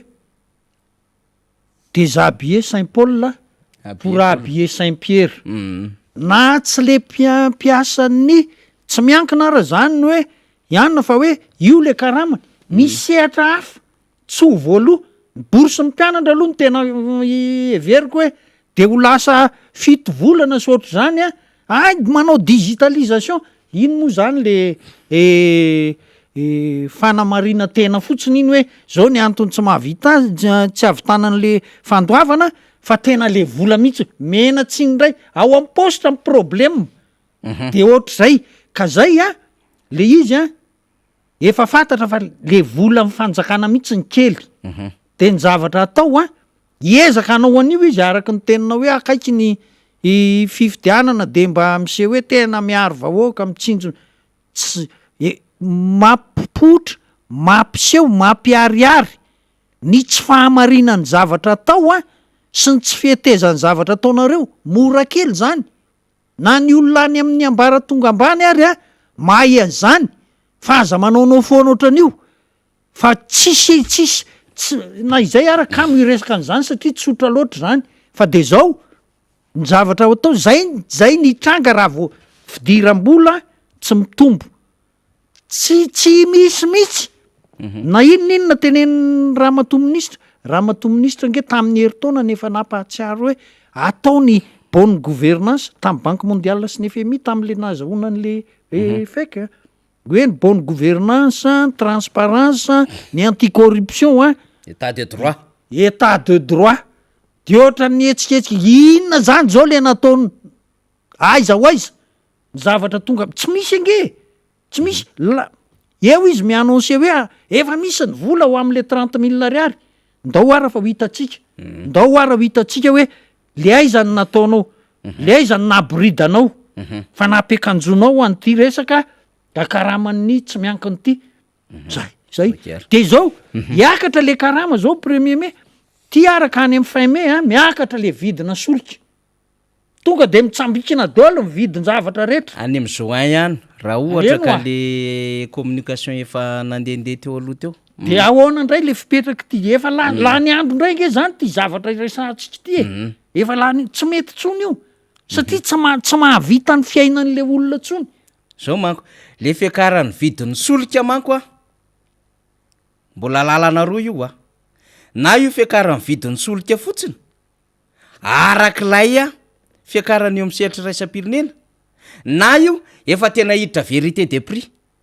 le compagnie pétrolière zany le mpivarotra ny solika eto tanàna izy efatra io zany mbola tsy fantatsika raha vérité des prix io tompoko mazana raha vérité des prix de anao ny vérité des prix any daholo ny sehatra rehetrarehetra zay ny recommandation nefa zaika de aiza le izy mazava ho azy zay ngeny tsy nahatonga le vérité des prix teo aloha nahatonga nyfanjakana nanao subvention foana aloha hoe tsy tratra io fa enjana be fa aza mbola miditra am'izay ohatran'izany na voan'ny jirama mivarotra perta io de mameno manetsina ny banga ny fanjakana de eto zany ny fanjakana mbola nakahadevitra vaovao mbola nanetsina ihany ko satria tsy maintsy naprevy am'le sehatra tsy miankina de tandray izy nakaanjara le anjara volan'le sehatra tsy miankina efa ao no nandraisany andraikitra hoe izay indray zany tompoko no andohan'io eo any olatsika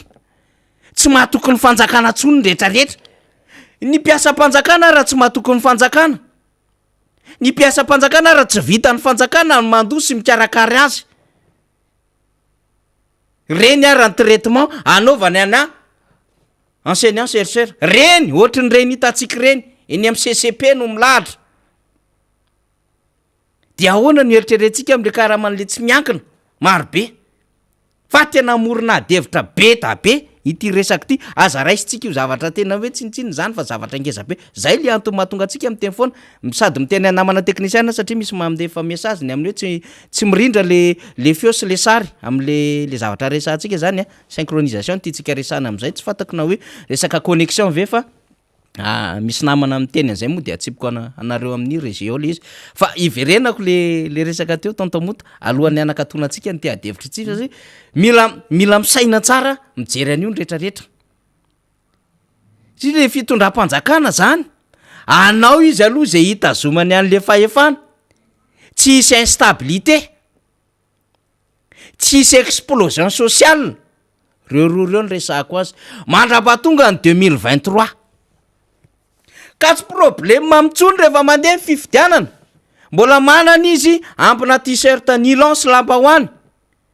ka nakita aza paye 10 000 ariary 20 000 ariary indray ny olona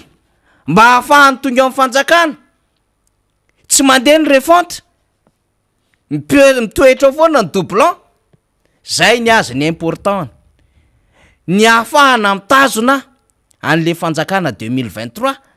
ka na tsy isiny zay instabilité sy explosion sociale zay de io zany fanapahakevitra fanakona maso fa manakorotan-javatra be da be ary mamato tena ny raisin'le fitondram-panjakana am'izao tontomota le izy angery faniry de zao hoe mila manao ny marina mandrakarivotsika ny marina ihany ny manafaka ary faniry fa raha ny hoe ny fisainanao sy ny eritreritrao no hitondranao an'ity firenena ty ataoko an'izao de ataoko an'izao zany 2023 zany ange zavatra be debe ny mbola mifeany zany fa tsy ny hoe ny fanaovanao mipoerapoeretseroa tsy mahafeany zany ianao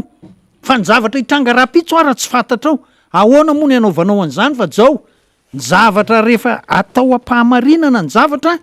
ampahamarinana de ny zavatra tsy maintsy mitranga ary zay moa no voizin'ny aty amin'ny fanoerana de zao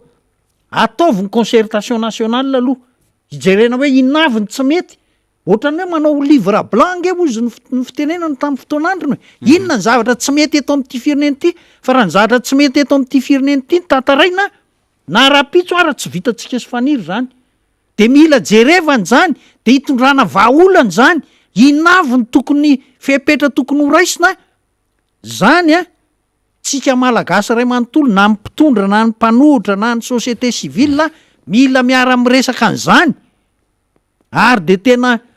mangataka mihitsy moa zany ny mpanohitra moa zany zao efa manao etseroa miezaka ampijoro ny vahoaka malagasy mampiseho hoe reto zay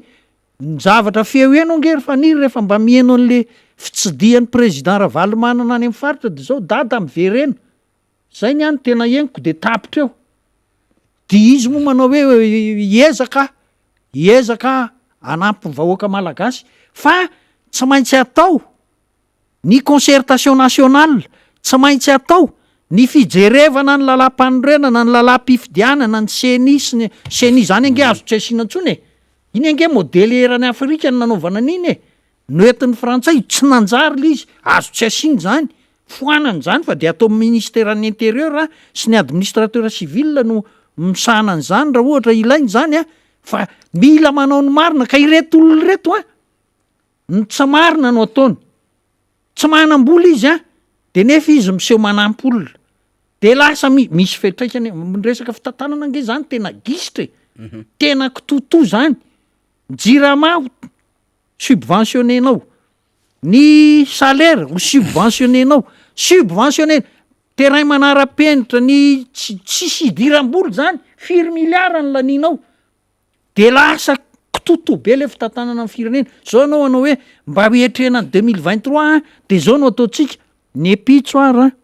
tsy voafehanao ary ny soratra masina de miteny hoe izay manamaviny anarako tompo no hafa baraka de ho hitatsika eo fa zay mino an'izany hoe ho hafa baraka nge manaonao foana eo alefatsika ty oronona tsara sy feo ty nambara ny premier ministre ity zany omaly ny premier ministre de tany amin'ny fanokafana ny fivoriny ny assemblée de nanaroatra ny resaka izy makasika teo de nresaka kely izy ny amin'ny hoe fomba fijery momba ny karama zany tsy manana fanazavana ara-teknika izy fa ministry mivolana nanazavany zany angazo mangeza be nefa zany satria administration resahantsika fa zao ny resaka am'izay izy momba ny motion de censure de hoe notsika ty de hiditra amina fandalinana tena koa sy tantomotandray rehefa avy eo de arahantsika andray ty ny hevitry ny prime ministre lehibe ny gouvernementa mahakasika indrindra ny motion de censure na ny fandravana ny bromaritra eo anivony anteny mera-pirenena ndao ary ny motion de censure na ny motion de destitution du bureau permanent ataoko fanifaliny ramatoa filonanteny mera-pirenena teo mahakasika an'izany indramiko ny resaka nataony fa tsy mahasoa ny vahoaka malagasy tsy mahasoa ny firenena zany amin'izao fotoana zay tsy maintsy atrehtsika ireo ambina maro ireo mivokatra ny ambana rehetrarehetra ny rividoza teto amitsika ny crise en Ukraine ny vandaretiny sisitsika mila martoerana ny fitram-panjakana iny izy iny zany hoe rehefa miana an'le premier ministre zany ianao de hoe miatrika tsika ny rividoza ny crise any Ukraine sy ny zavatra maro samihafa am'izao fotoana zao misy ny ambana zay moa ny fomba fitenenany azy ny ambana zany de ny associé tao anatin'izay le izy le am'le destitution ny bureau permanent sy le motion de censure zany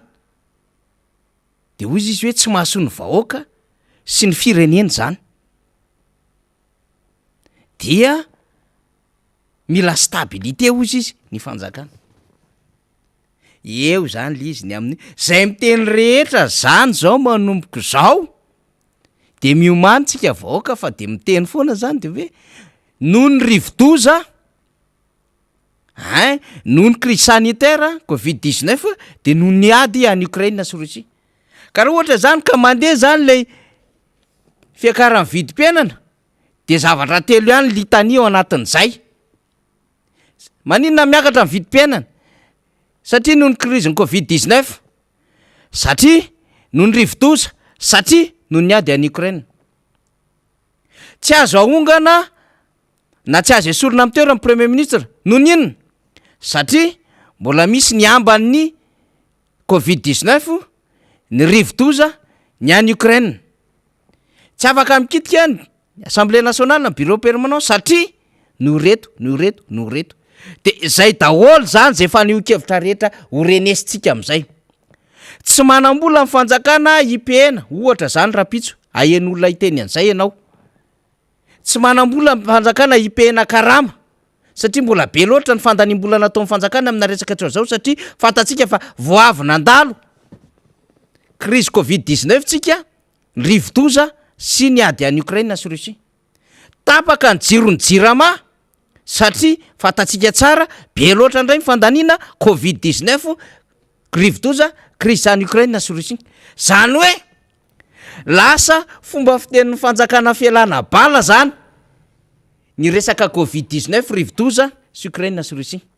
de io izy hitatsika io ny premier ministre am'resaka ny aminy hoe tsy mahasoa ny vahoaka sy ny firenena zany alay ka le président de république rehefa miteny efa tena tsy tafavoaka le izy misy ny tsy tomombana ozy izy fa tsy maintsy anaovana évaluation ary misy ny lesoka efa décidé nge le premier ministre le président de république iny le hoe naverina indro le communiqué amin'ny présidence le novaina le izy mampimebe novaina le soratra tam'le izy ny tomombana lesoka ny solonany tomombana tsy tomombana de misy ministra vitsivitsy de ny soriny iny zay nge mitadidy zay dika zay le évaluation zany le premier ministre misy ny tokony évaluena nanomboka 2018 ka izao ngery faniry miresaka an'izany amantsy ny tenin'nga prime ministre hoe teo ny cyclone inona mba nataonao mahakasika ny cyclone na ny fitantanana ny fanampiana tao amin'ny BGNRC ary nisy nanao communiqué tao hoe tsy tonga any am'le olona ny aram-boina akory reto fanampiana be deaibe na lefa tao anatin'ny BNGRC fa lasa any amin'ny zavatra tsy fantatra tsy nisy fanaraha-maso tsy nisy fitoriana fa de navela fotsiny am'izao ny resaka covid manambana moa zany ny covid ary nga prime ministre tena ohatran'ny tarabe mahagaga ihany ny remontena information nge zany zao mitranga amin'ny resaka ara-pahasalamana de ny fisian'ny gripa mahery hatrany Eropa ny teto Antananarivo ny efa nisy an'izany a misy gripa mahery mihitsy marina fa tsy Covid le izy fa efa mitovitovy ihany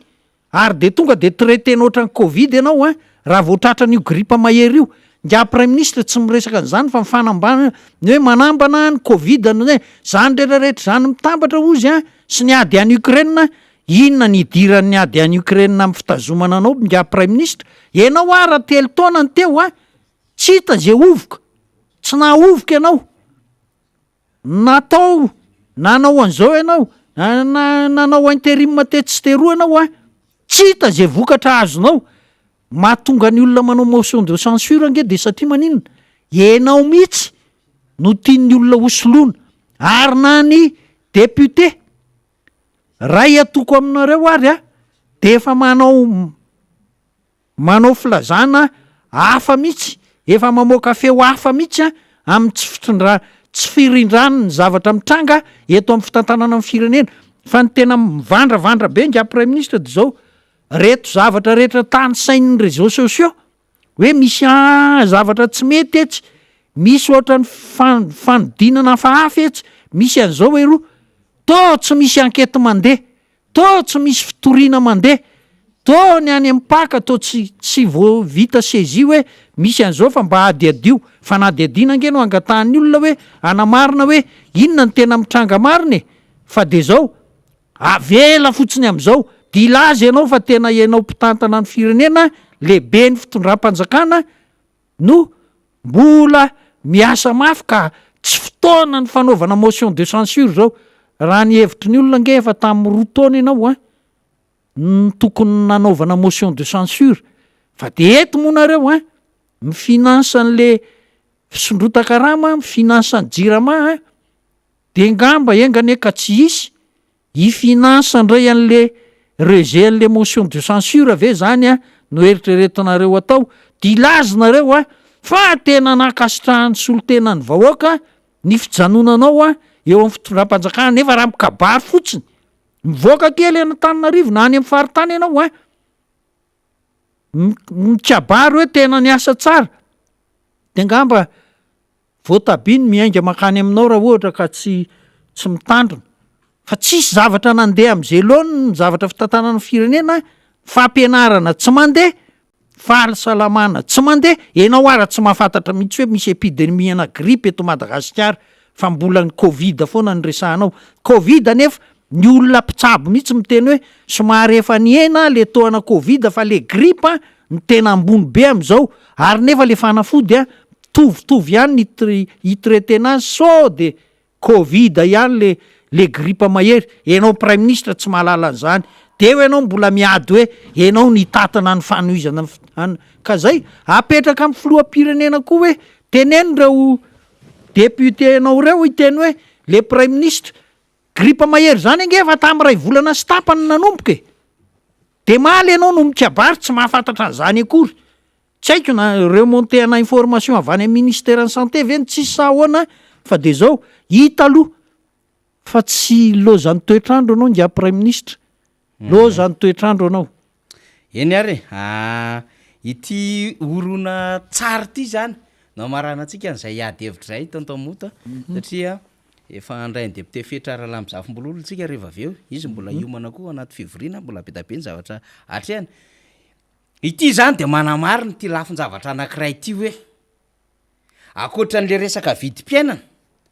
akoatran'le incompétence an'le gouvernement zany le resaka pauvreté généralisée io de ity resaka corruption grande échelle ty zany zay ny olony fanjakana miaraka amin'ny eo ihany no ny teny an'ity de etsitsika ilazana ny aminy hoe efa zao ny fomba fijerin'le olona ao anaty fanjakana momba azy ary ohatry ny manamafy le adevitra ary tena manamafy mihitsy le adevitra ny aminy hoe tokony andeha le motion de censure fa izy moa zany de hoe tsy mahaso ny vahoaka sy ny firenena zany zay mihitsy ny mahaso ny vahoaka sy ny firenena aloha lafiny ray satria olona tsy mahay mitatana no mitatana izy ndray zany le défense an'izany lasa manao avocat an'le vahoaka izy nefa le vahoaka efa mazava be amin'ny alalan'ny solombavam-bahoaka no miteny ohatra ray oa ty alefantsika ty ndao ary namana teknisianina Mamapetapeta am'izany no hoe ady mikolikoly iady mikolikoly fa manatiny androa zatsy mbola mahareny le premier ministre zay chef du gouvernement chef de l'administration tsy magnano rappel à l'ordre mais ça suffit antanono ty kolikoly ty mais c'est trop ndreta ny SDM tsy mbola mafy kolikoly ohatran'izao zay namarana antsika an'le izy hoe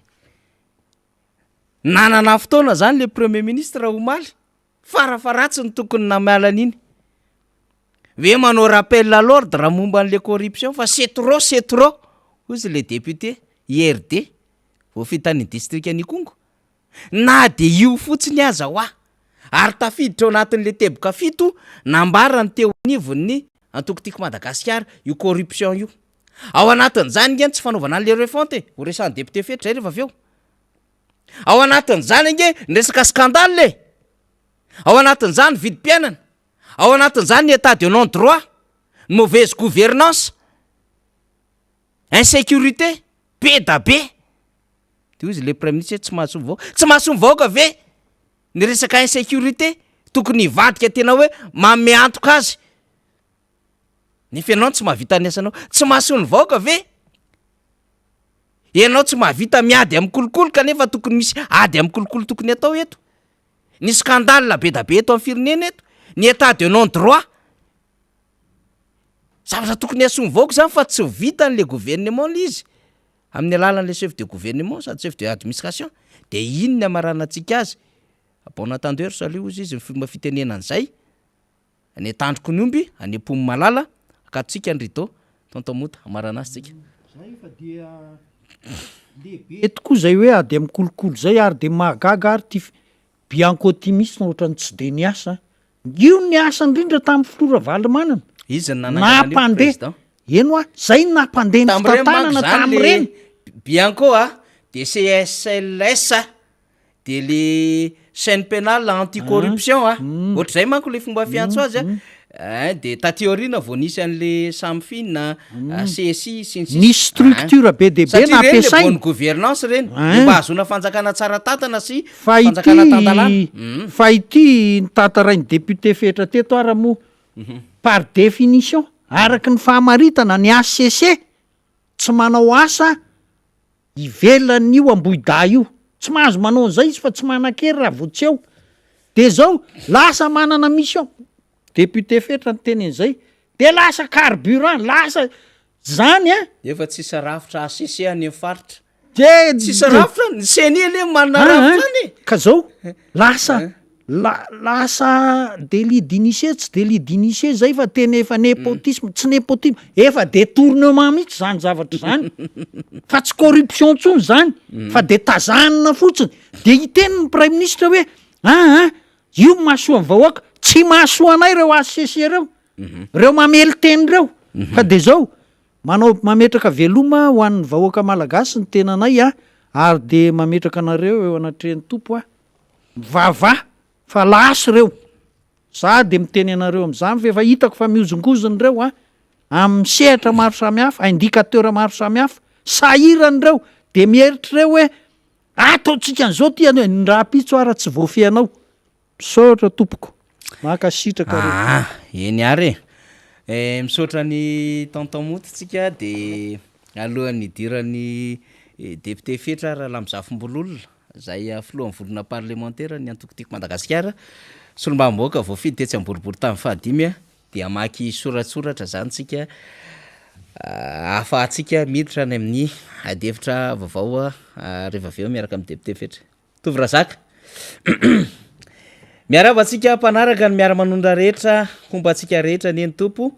be famindrapo fanira zafy mba resa ao fa tena tsy voadio andrinaina intsony ny tanàna satria raha ilay saina sivy sy izay misy sainam-pirenena malagasy 5 ina moa zany sy sainan'ny commune efatra dia tsy voasolo itsony fa tena maloto ohatran'le manodidina ny lapa ihany lay saina feno loto ny manodidina ny lapa sady feno lavaka be daholo ny lalana ay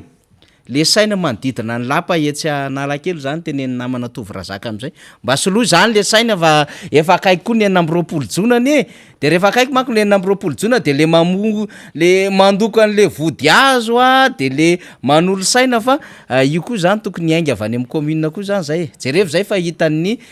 vahoaka zany a raha ny afatra makany amin'ny commune aloha zany raha fanomezan-tsorado miaraba rato salamatsika miaraba ny mpanaraka ny amema rehetra tsy zakany sasany zao no mahita lay vahoaka maro nanotrina ny dada tany aloatra de mba andeha hitatotra olona any amin'ny toerakafa rato zay miary jaona razafin-dralambo salama ve nareo morondava mandeha tsara ve ny manara-penitrao ay satria vao tamin'ny farany herinandro ny tany miaraina mitokana terrain sisisa tany tovoeratsimba tena mampimety fitondrantiry zareo efa naseho an'izao tontolo zao fa niempotra ny fanaovan-gazety eto amintsika de mbola manatsara tena ihany ministerany serasera mihevitra ny olona ho sanana mihitsy ty fitondrana ity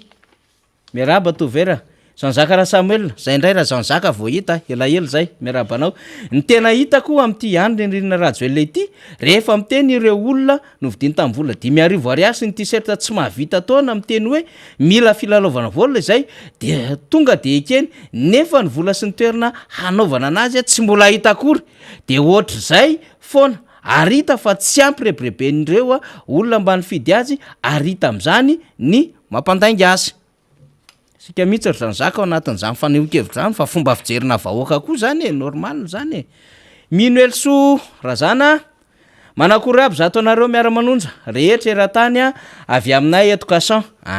tsara va tompoko de miarabantsika ny cason ihany koa salama samy io tahin'Andriamanitra hatrany tsirairay na inkodona ary inona nary na inkodona ary ny tanjona hijoroantsika dia mialy rajoelona ary tsy mila azy itsony am 2023 fa tranondainga mpamitaka ary tena maka lehibe ny mainsy mahita azy fotsiny ihany azy ampy zay zany ny avy any Casan mamijô manda ranjarivo ny ataony ihany no mahatonga ny fitondrana tsy maro toerana dia ilony amin'ny hafa koto mpanilika egala culture ny irresponsable no imasony sy voiziny ampianariny vahoaka fi na rabe tafika raha jeu de mots de tena maître mihitsy reto mpitondrantsika reto fa mba hamariny kely lay hoe tsy mety handoa latsakemboka kinamposa ny orinasa tsy miankina misy an'izany vaovao zay eny ary tamin'ny farany teo tokoa zay nametraka fepetra mihitsy ny orinasa tsy miankina zany ny amin'ny hoe nisina inona izay tripartite sa inona misy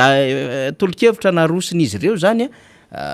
mahakasika indrindra ny fomba hitantanana zany sy ahafahana mandrindra lay fitantanana kinapsa tsara ho fantatrika satria tena ny tsy miankina tena nisany manodina betsaka ary saropiaro satria ny mpampiasa koa de mandrotsaka latsakemboka ao an'izany sehatra tsy miankina an'izany ny lera mandeha ihany député fetra mbola ivory omaly izy efa mivory ary de fanombohana nomaly efa niresadresaka ihany zay député fetra momba ny fanokafana ny fivorina io moa araky ny ambaran'ny lalam-pandrenana de miasa an'izay fitoam-pivorina zay ianareo solombavam-bahoaka fitoam-pivorina andinihana ny lalam-pividianana sy mpantsina fa ny fifanatrehan'ny gouvernemanta ihany koa sy ny solomam-bahoaka zava-dehibe fa mafana ihany koa ny raharaha ilam-baliny sy enonany ny mpikambana ny gouvernemanta mahakasika ny fiainan'ny firenena ihany ko mahakasika ny raharam-pifidianana sy ny sisa de azoko eto am'izay député fetra aloha zany de iresadresaka ny ambiance sy ny zava-misy sika ny amin'ny anteny meram-pirenena sy ny raha mafana am'izao fotoana zao fa zao eto de efa mampiomana antsika satria moa zany nisy namantsika mpitolona avy amin'ny tima fa misy koa IRK zay tonga saina manohitra ny tsiraliny ao anatin'ny fitantanana commune Antananarivo ny ezahana tena natao inona mihitsy fanenjehana mihitsy zay fomba hipetahana an'izy ireo de le raha SMGD sy le resaka action zay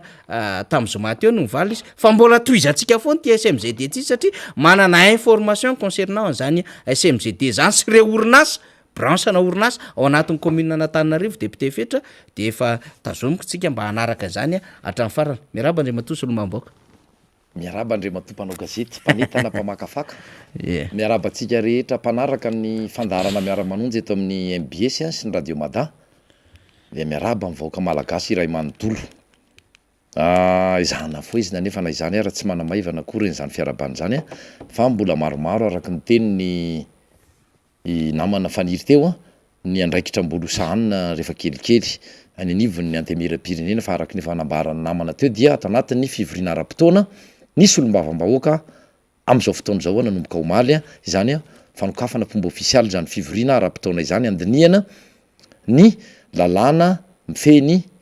tetibola asympanitsinana ny loi de finance rectificative ozy ny teny frantsay miteny azy marina tokoa namana faniry fa misy resaka ho ampitainy tia misy ny vaovao ampitaina sy ny fanontaniana ho apetraka am'ireo olon'ny fitondrana na ny fitondrana foibe io na ny fitondrana ny mpitondra eo anivon'ny commune urbaine Antananarivo sy ireo izay miara-dia aminy aloha atao miara-dia aminy tsy voatery ao anatin'ny herikafa miara-dia aminy iaho ary anisan'ny tory sy nanenjika ireo mpanolotsaina ny tanàna zay nangataka fanazavana tsotra mba anesorana na anliana izay manjavozavo manodidina an'ireo le orinasa SMGD, SMA, SMDI, ny resaka petrabola, ny resaka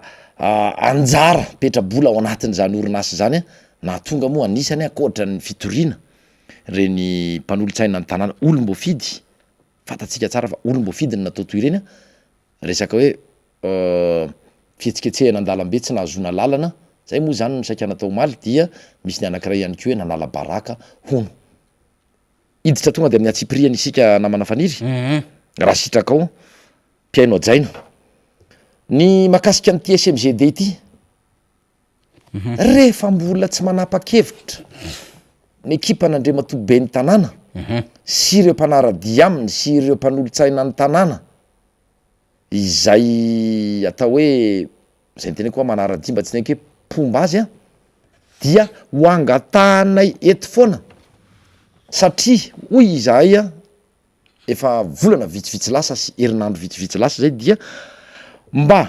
isiny ny fitoniana sy ny filaminana eto amin'ny tanàna Antananarivo tsy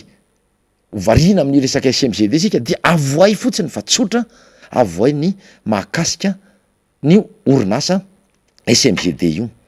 be de be ny resaka nandeha zao ny anjara petrabola ny anina sy anina satria reto ampelantanako reto daholo ny anarana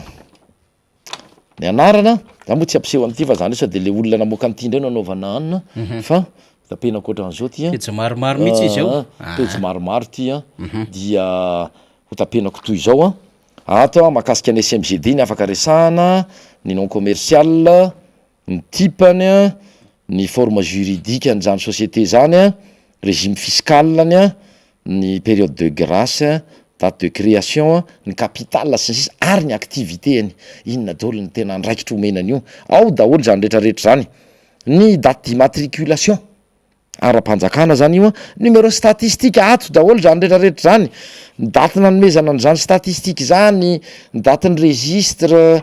ninninona ananatsika ato daholo natao ke mbola tsy feno ary teatriny tsy feno ato anisany tsy ampy ato ka mbola hitodiana any amin'ny commune dia ny hoe ny durée an'izany société izany satria rehefa manangana société namana faniry ampitaitsika amin'ny namana sy ny mpanaraka ny fandarana de mila petraka ny faharetany satria tsy misy an'izany société atsangana ka mandrakizay ny faharetany na 10 taona io na mibail amfiteotika raha misy fetrany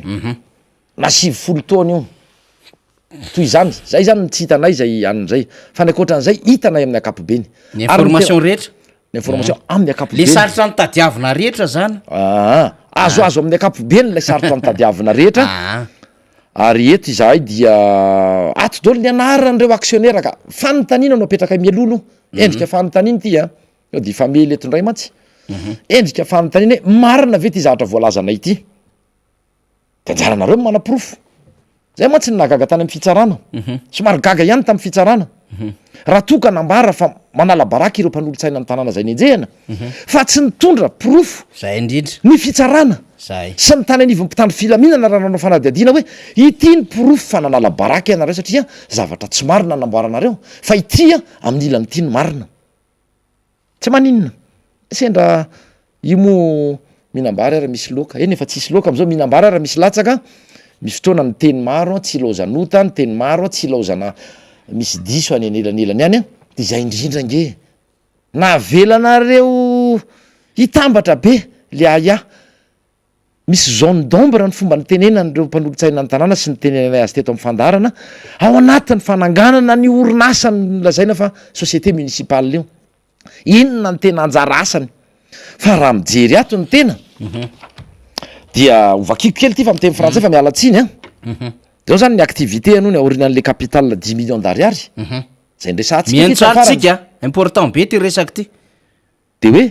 gestion physique et numérique de parking ou parc de stationnement zay zany anankiray gestion exploitation entretien de ces parcs de stationnement et locaux accessoires ou annexes en tant que propriétaire ou preneur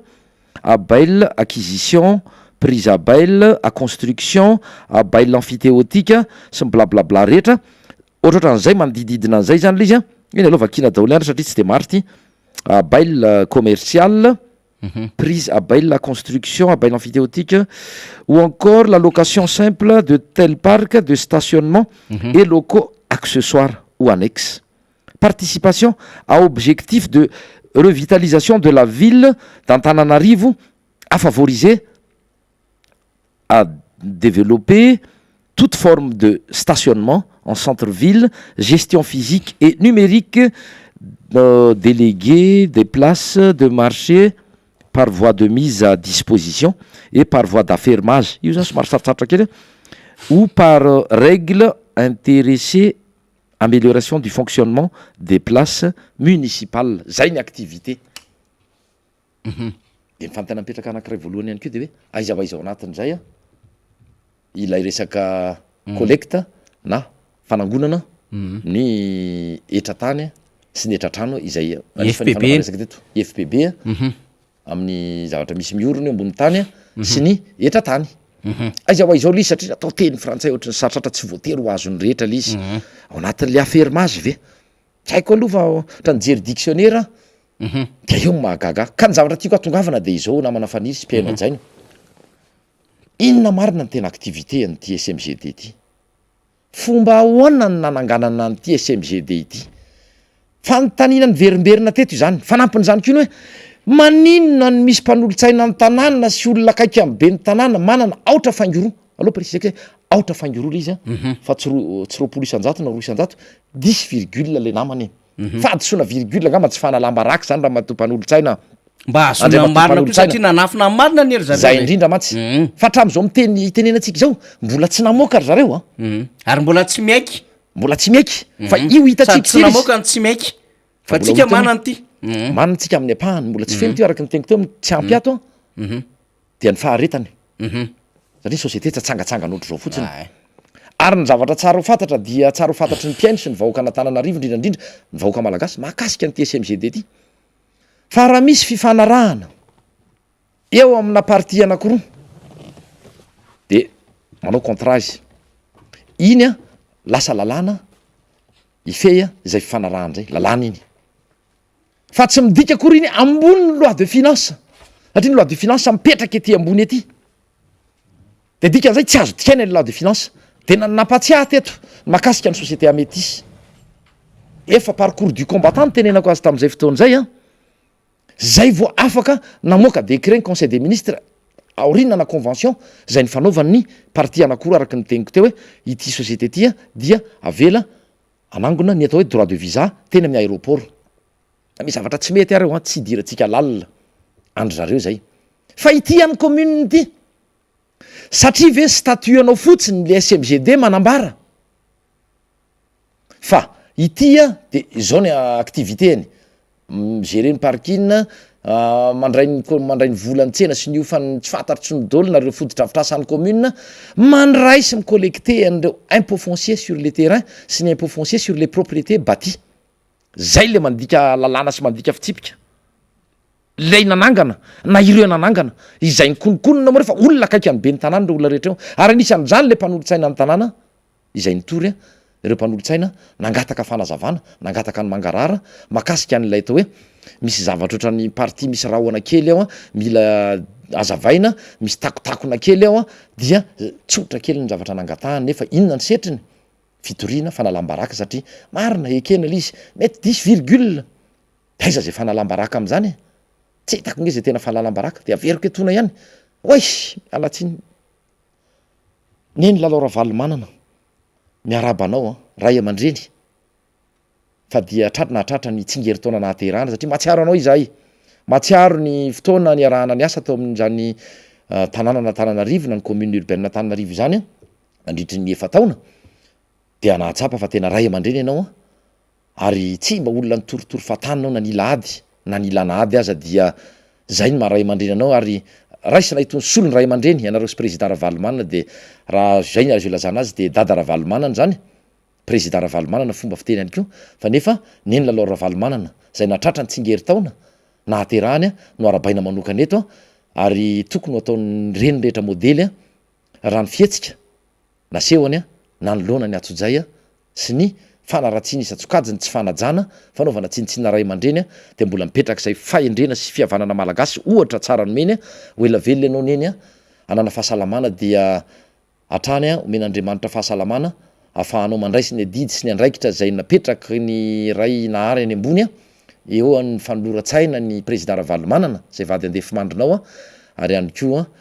torak' zany ny taizana ny akonana vady amanjanaka sy ny zafikely rehetra ka dia mirary soa neny lalao Ravalomanana alatsiny faotra somary tara kely nefa androany ma vao niakatra plateau de nararotiko izay ka iverenako ny resaka commune teo ihany ny contrat ho iaho entre parti anakoroa na eo amina parti anakoroa de midika lalàna izay fa tsy hoe midika lalàna akory io de ho ambony noho ny atao hoe lalàna mifeny teti-bolana ny loi de finance manarak'izay ihany koa tsy hoe voasoratra ao anaty statut akory ny andraikitra sy ny asa ny activité izay omena ny SMGD de tonga dia azony atao zany rehetrarehetra zany tsy azony atao de nalaiko ny ohatra ny amétiste teo raha tokana andray ny droit de visa de apatsahivoko anareo ho iaho fa misy dingana be deaibe zay nataoko hoe parcours du combattant vao tonga tam'zany taony convention taony resaka tamin'ny office du tourisme taony resaka ny fanaovana tamin'ny ministère ny tourisme ministère ny filaminana anatiny indrindrandrindra ministère ny fitantanam-bola sy ny toekarena zay vao tonga tam'zay fa ity voasoratra atao anaty statut fotsiny hoe ity no ataony de tonga de tanterahana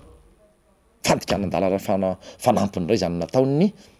ireo mpitantana ankehitriny ao anivon'ny mpanatanteraka sy ny ao anivon'ny flankevy-pitantanany tanàna na Tananarivo izay ato daholo ny anaran'izy rehetrarehetra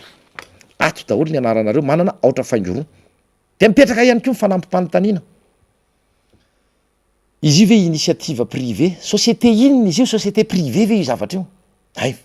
ohatrany namaly anareo hoe amin'ny commune io ay de zao ara ny fanontaniana fomba hoana no nanendrenanareo rehetra voalaza anarana eto ato anatin'ity zavatra ity angatahanay valy teny aminareo izay takinay valy teny aminareo hoe satria raha voasoratra ato ny anaranareo manana pary ianareo na atao hoe action aotra fangoroa isan-jato ato anatin'ity diso izay raha misy diso de avoiny tena izy raha manana an'izay nareo dika zay misy dividende touchenareo raisinareo rehefa tonga ny farany taona mazava be ny tonga tombontsoa ho an'izy zay satria actionnaire fomba ahoana ny nanendrenanareo rehetra misy lehilahy misy vehivavy ary le mitory eny ato ny anaranareo ilay nitory any Ramatoa mpanolotsaina ny tanàna Lili Rafarala sy Clémence nanala baraka ary mbola nandroritanareo ihany koa lay anaky 5 mpanolotsaina ny tanàna ty izay tsy misy ifandraisany tsy manana zavatra hojerena tao anatin'le izy tsy azonay ekeny iny aloha amafisoko etona satria dia resaka tena atao hoe tsindry fitoriana mpanolotsaina eo ihany ny an'izy mirahavavy fa inona ny idirana izy 5 mirahalahy tao anatin'iny zavatra iny petraka aminareo menadany nitory ny fanontaniana inona no idiranareo tam'ireny ary mitodika aminareo mpitsara ihany koa izay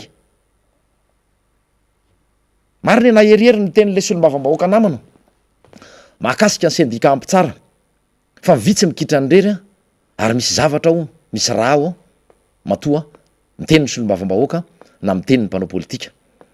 misy ny zavatra tsy nanaovana fanadiadiana namana faniry mpiaino ajaina atao hoe fiampangana fanitelony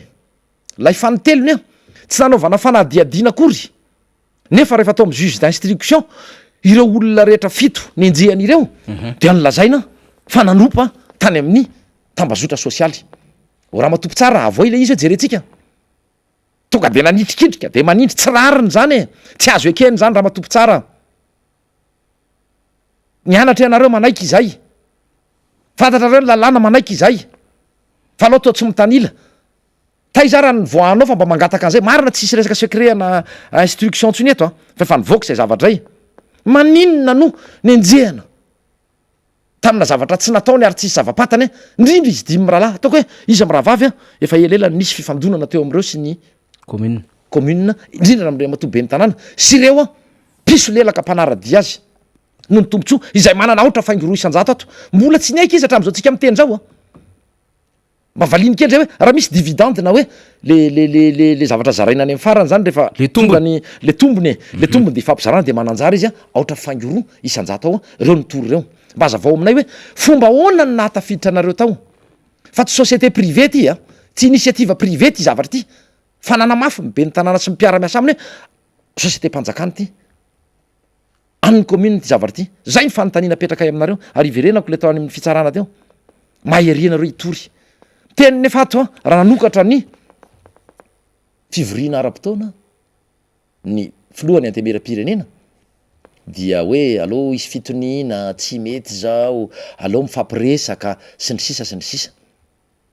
zao ny ataon'ny namanareo zao ny ataon'ny ray vondrona aminareo nisy fifampiresahana ve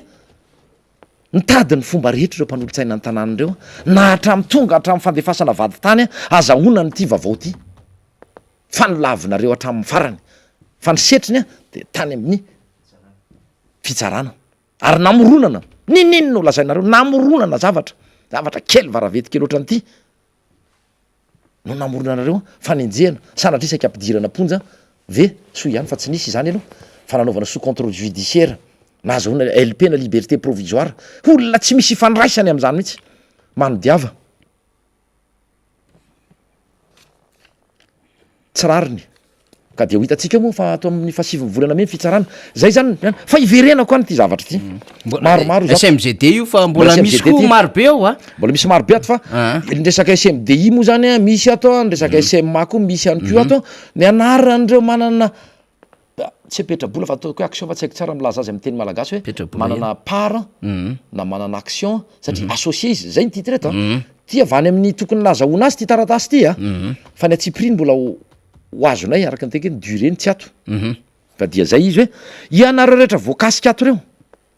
mba hatantarao aminay hoe mba hambarao aminay fa fananam-bahoaka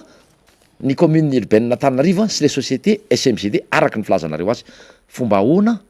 no nahatafiditra anareo daholo ho actionnaire tao anatin'ity orinasa ity ary rehefa mahazo vola ve ianareo any am'izay dividende zaraina zay sy raha ohatra zany ka misy 1 milliard ohatra ny vola nidy raisiko fotsiny ohatra de ny ohatra faingoroa isan-jatony io anareo de ataonao nkady a mety efa misy azo raisina kely any zay aza aloha raisiko raha zany omenany zany fa raha tsy ara-dalàna izy a averiko any aminareo any de rehefa raisinareo reo vola reo averinareo makany amin'ny commune ve sa arotsakareo makany amin'ny trésor ve sa miditra any aposinareo taiko zany fanontaniana anakiray fa namana faniry aiza le mangarara manodidina an'zany rehetrarehetra zany a no nangatahany sy nitakiny reo mpanolotsaina ny tanàna ka zao ny mahagagy etoko zakaiosy ve ty zakaiosy ve ity SMGD ty satria raha ao amin'ny baiboly a dia mpamory hetra zakaiosy de nisy an'le resaka taloha hoe fermier généraux zay moa zany zakaiosy mpamory hetra tsy haiko hoe tafiditra anaty tsaina le teny frantsay a anatin'le affermage ve de ao ve ny ampidirana an'le hoe anao collecte an'le impôt foncier na impôt locaux na impôt sur les propriétés bâties na impôt foncier sur les terrains izy eo koa misy zavatra tsy mazava ihany koa satria ray efa nidinganiny reo mpanolotsaina ny tanàna fa de mirahina fotsiny moa le piray vondrona sanatria na asena tsy fantako zay hitenena anazy de manaiky be fahatany na mana faniry fa izao hoe amenany anjara zakaiosy fa raha ny ametisy ara o iaho teo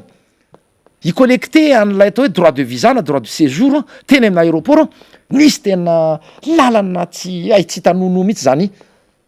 parcours du combattant lena vity voasoratra fotsiny ato anaty statut midinganina le mpanolotsaina ny tanàna de tonga de tadiavina ampiarina l izy de inona ny tambonao araky ny teniko fitsarana mijoroy anareo fitsarana mijoroy anareo amin'ny fahamarinana ao anatin'ny session izahay mety manana zavatra ambara aminareo izahay nianatra ianareo manaiky io samy manana ny toerany samy manana ny zavatra hainy mety ny ainareo tsy hainay ny aina koa mety tsy hainareo de zay le zavatra tokony ifamenontsika amin'ny zavatra rehetrarehetra nao amin'ny andraikitra azy raisina mba tena hoe eny ampiadana any ambany lanitra aloha ohatra ny tsy azo etreretina mihitsy raha izao fa mba ampisy fitoniana eto amin'ny firenena hoy ny filohan'ny antemera-pirenena raha mato-panina raha nokatra nyzany fivoriana zany jerena nefa ny zava misy ohatra ny zavatra lazain'ny vava hafa dia ny fitoriana sy ny kobay akelika any atsy mandeha ihany de ao anatin'izany io fanaovanay hoe antso nataonay tamin'ny fametrahana fitsipaham-pitokisana io de zay mbola tanana eto fa efa maro be no efa nanaika anao soni izany dia ho hitanareo mola izy rehefa avy eo ho hitatsika rahatsika raha vahoaka rehetra mahita eo le izy fa nefa ho ianareo afaka mifampiresaka va ifampiresaka maninona no efa milaza izay fa ametraka fitsipaham-pitokisana vao ifampiresaka be de be ina izy voamaly tsy voamaly raha tsy diso any nankalazaina ny resaka fahafahany fahalalahany asa fanaovan-gazety de nilaza ny solotena va any amin'ny reporter sans frontière eto hoe maro be nge re orinasa mitovy amin'nakatona iny satria tsy navela andeha tsony am'reny tambazotra satelita ireny avereno are de miresaka tsika sokafy ny orinasa nakatonareo atsaharo le fanaovana atsojay amina orinasa zay hoe asa orina dodomina any ambadika any de tsy mamey de kapaina ny ranjony zany rehetraretra any loha takinay zay tsika vao miresaka avereno amin'ny laony ny orinasa araky ny teniko aleo andeha amin'ny kanaly satelita sy safidy io fa contrat tokony manokana lalàna antrana parti anakiroa io tsy misy idiranareo zany tsisy idiran'ny fanjakana tsy misy idiranareo zany rehefa tsy manompa anareo rehefa tsy miteny fa nitahotrareo any mpanohatra ny be debe tsy voatena va ty amy tim ihany eo fa misy orinasa tserasera hafa ihany ko zay nyresahany tao tsy nahagaga raha nyteneny olona hoe isaky ny teo andre matoany rajoelona tamin'ny telo ambin'ny folo sorarivo nandeha tany amy lalana fa valo amy valopolo nisy zany madagasikara zany tany amy gisitra tany foana fa avy eo nisy fitondrana hafa teo taorinany de mba niakatra kely tany amy larana fa dimapolo mahery kely teo fa niverina ndray andre matoany rajoelona any amy larana fa valo amy sivifolo no misy atsika zay indrindra mantsy fa adosony tim ndray zany lazay fizahiny ena président ravalomanana ndray mbola ambadiky zany tsy misy idiranay zany fa misy antony matoa PDB nany tsy misy idiranay re zay zany tao anatin'iny ka resaka zaka ios teo resaka lalàna resaka statut io tsy anaovana hitsin-dalana toy izany ny fananganana société avoay alohany ivoany didibe zany avoay hoe le makasika an'le ohatra fangiro ahitsiko le teo ary manamafy an'izay fanitsiny zay raha toka asendrany bolisatra le namana zany ve de mendrika fitsarana koa na de inona re ka tsy hita manko zay fomba le satria efa manelingelina loatra zareo tsy mety miabotira daholo le fitoriana inimbalony CST aloha de ampiasaina ndray ty anankiray ty fomba fiady kanosy zany zay indrindra eny ary resaka ny anteny mera-pirenena ihantsika resam-pifidianana député fetra ty resaka seni refonte ty tokony efa misy vaovao mikasika an'izy io aiza hoaiza zany député fetra am'izao misy tokoa ny vaovao natao hoe mbola tsy tateraka ara fa mbola miandry ny didim-panjakana ny amin'ny resaka fomba nataterahana zany araky ny vaovao azo zany ty tsy za kory ny mpitondra fanjakana na nivony gouvernemanta fa na mpitondra fanjakana fa efa tokony ivoaka zany ny didim-panjakana mametraka zay anataterahana andreo fonty zay de efa tokony androany larobia androany tokony isy zany filankevitra ministra izany ny zavatra takininy avy aty anivony fanoherana ny team RMDM de tsotra ihany concertation nationale na fikonan-dom-pirenena ary tsy mijanona atreo amin'ny refonte ny liste électorale izay ny lalàna nametraka an'io fa tsy izahay no mitakitaky zavatra fatany fa mihitatra atrany amin'ny resaka fijerena ny resaka fanovana ny code électoral mihitsy sy ny texte rehetra zay hita fa misy lesoka ao anatiny zay tsy anaiky araky ny teniko teo fa rehefa ho atao ihany dia atao atramin'ny farany satria jaratadiavinay iny de tsy misy neninina afa-tsy ny hoe fifidianana mangarahara andraisandretranjara ary ekeny rehetra dia dikan'izay a mila io seni io ny irairainay teto ary mbola averinay fa ny seni ACC lalam-pifidianana sy ny sisa sy ny sisa ao anatin'ny fikaonam-dom-pirenena no amaritiny izany fa azaferana eo am'resaka refonty izay efa ny lalàna ny efa mamaritra ny hoe isaky ny folo taona ny atao ary izany keo tsy manakana ny anaovana ny atao hoe révision annuelle ny le liste électorale na manafaniry fa tsy tonga de ho taingenana de refonty de zao mila atao iny de mifameno reo anankiroa reo asarazona manafaniry ny tiako tenenina zany hoe atao ihany le ralina na le révision annuelle de la liste électorale dia avy amin'iny a no anoizana zay refonty zay fa na inona ho atao na inona ho atao tsy tokony mihitsy ampiembotra ny daty-pifidianana zany zavatra any zay manko important be zay tsy tokony ampiembotra 2023 io zay voasoratra fa maikytsika ny alan'ireo olona reo zay voasoratra de voasoratra raha ny lazany sy ny tompony andraikitry ny seni herinandro vitsivitsy lasa izay nanao hoe ka izy ty ane miakina amy gouvernemanta ihany ka le volane tsy misy ka izy ty nge mila préparatifa zao a mipréparatif no anareo fa le faso ny teti-bola sy zavatra ilaina mino aho fa ny gouvernemanta mahita lalana miaraka am'ireo mpiara-miombonantika rehefa atolotra reo hoe reto ny ilaina fa ny fantatray tanterahana am'izay daty voasoratra sy voafaritra ny fifidianana ary tsy mionona hatramin'ny resaka hoe refonty na liste électorale na fanavoazana ifotony fa jerena daholo ny resaka fanendrena am'resaka code électoral sy ny texte rehetra izay a mandrafitra sy mamaritra ny zany fifidianana amin'ny akapobe zany de inona tsy mety zay zany a no anisan'ny teny avy aty am'tiako Madagasikara mihitsy a izany a teny sy fanambarana ataoko eto amin'ny fandarana miara-manonjay zany dia fa nyresaka teo fitoriana nyresaka teo fifidianana amin'ny akapobeny fotsiny zay resahako zay satria ny fampiresaka mantsy ane nisy ny solotena ny tiako Madagasikara izay a nanatona fanatona tam'ireo tompona andraikitry ny seni nyresaka momba an'izay ny olana kely dia sanatria angadimondry tsy matapakahatra reo naman'ireo fa tsy nisy moa fanapaha-kevitra ny raisana fa ny ihany tiako Madagasikara sy ny avy aty NRMD manono entina tany hoe zao no angatahanay zao no tokony hoentina ny anivon'ny tompona andraiky mpanjakana ambara fa maefa ny gouvernemanta fa ianareo a sosikevitra natolotra ianareo dia mampilamin-javatra tia fa zao no tokony tanterahana de araky ny teniko teo ny saraka teo a ny anina fa ry zareo ny olanareo de hoe tsy voaresaka ao ony a zay ny tenin'ny solotena ny seniny fampiresaka tam'ireo namandreo tsy voaresaka tao mihitsy a ny zany resaka hoe anovana ny lalam-pifidianana izany de mbola takina amafisina eto satria efa mampetipety an-drareo io ahafahany mbola atsaratsara n'le dola makota de izingiziny le izy tsy maninona tsy resaka zay dola makota fa izao a nitadiavinay ao de fitonina ara-politika ara-sosialy na efa inona fahasairanana na inona fahantrana fa indrindrandrindra zay fifandimbasam-pahefana milamina dia tsisy lonolono tsisy alahelo de miandry fifidianana indray fa tsy izay rehefa miteny anao fitsi-pahapitikisana ohatra miatsoromy anoatra ny resako de ambara fa tsy fotoanany zao hoe mandrasa raha fifidianana lalàna neny mametraka an'io hoe solombavam-bahoaka zay indrindra asa solombavam-bahoaka ary asanay zany araky ny teny mifaniry tsisy fanakorotanana mihitsy anatin'izay fa de avadika fanakorotanana foana ve ity zavatra ty na de ny lalàna zao mitovy tsisy afa amin'io refonty io ny lalàna ny mametraka an'io isaky ny folo taona de mbola mitady iala zigla ihany a ilay seni fa so ihany moa fa fananaiky ary tsy vita an'izay a fa mba apety tsara ny zavatra io tompony andraikitra daoly a ny rafitra rehetra hatrany fotiny dia ny fokotany zany resahako zany nylaza ianao andre mato ministry ny atitany taloha amin'ny fanovana ny gouvernemanta fa tsy misy ny atitany tsony moa ianao avy eo ray andro roa andro talohan'izay fanovana gouvernemanta zay hoe ho tanterahana lizy zany fifidianana président fokotany efa dingana anankiray lehibe zay ary mba vaovao tsara re tokony diafana mihitsy fa izao tanterao io ministra vaovao a andre mato ministry ny misy ny atany tam'izany moa mbola andre mato Pierre Older raha tsy diso no ministra nanambaran'zay fanajarena an-tany izao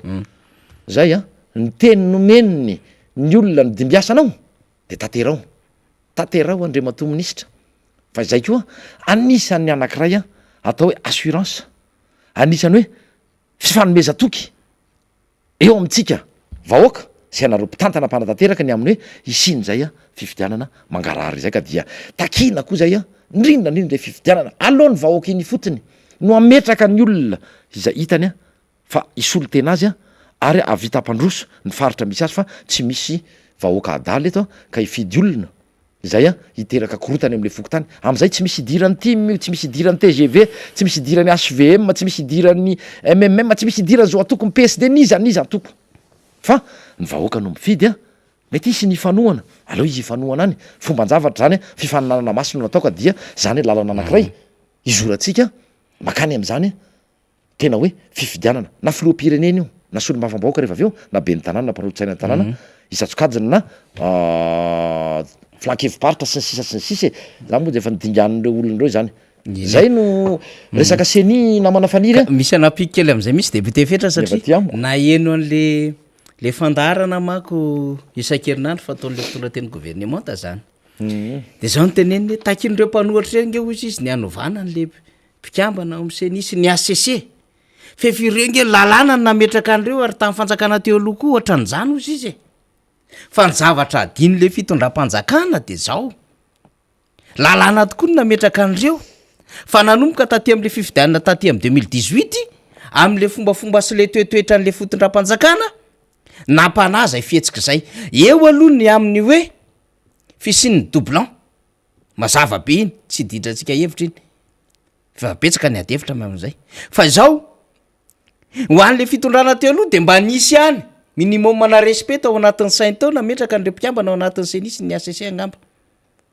fa ity de mivandravandra be mihitsiny vadin'le ministra atao anatin'ny gouvernementa ny atao présidence-ny zay membre ny ACC teo aloha tamin'ny ACC lay nyteny an'le hoe tsy azo raisina fa azo raisina fa mitombony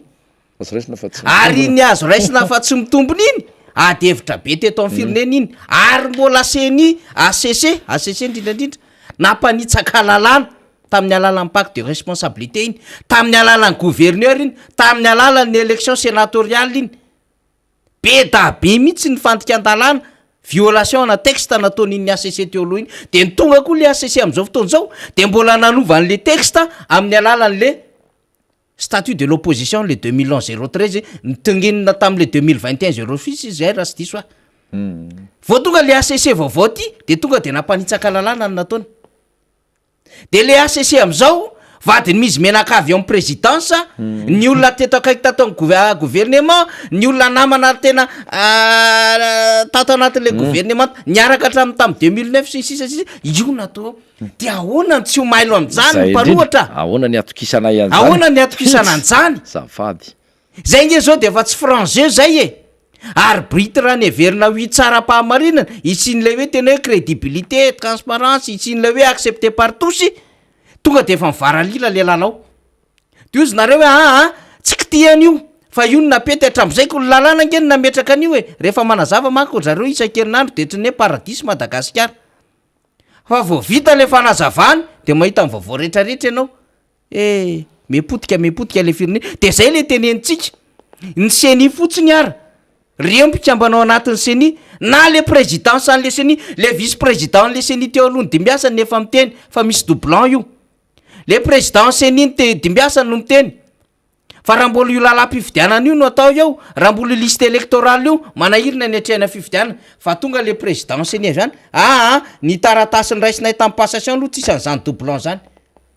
izy amin'io tsy mbola nano audita tsisy ninina nataony zareo koa de na ohatran'izany ary ahoana ny atokisana ny endrika le fifidianana ho avy eo zay nge le takininy ateny vo mifanoherany tsy ampilaminy zany animba zavatra betsaka zany mazava tsara angam' zay député fetra amalitsika an'izay edevitra zay satria ndraindray manko mieritreritra an'reto aty anivo mifanoheran'reto hoe tsy anana fisainana andinika lavitra le fitondram-panjakana ka raha miteny izy hoe lalàna nge io de olona nametraka fa ny olona nametraka teo na injery lavitra ny isina fiombonana farafakeliny hoe raha mba manendra ny anina mba tsy hiteraka problema kosa zao zavatra zao raha manendra ny anina mba tsy hiteraka zavatra betsaka tena ifandonana kosa zao zavatra zao resaka conscience sy honnêteté nge le izy fa tsy nataonareo le izy efa mazava be efa membrancy ACC teo aloha ty olo ty vady ministre ny fonction publique ty olo ty de ahoana ny atokisanao am'izay mbola quota aty am'le tena filoham-pirenena mihitsy zay etara ho candidat rehefa avy eo tena manahirana le raha député fetra anatin'izay ka amaranako ny fandraisako anjara fiakarana teto am'ty plateau ty dia manamafy ny teniko efa nataoko teo aho hoe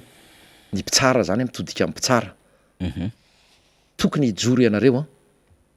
anaja ny fahamarinana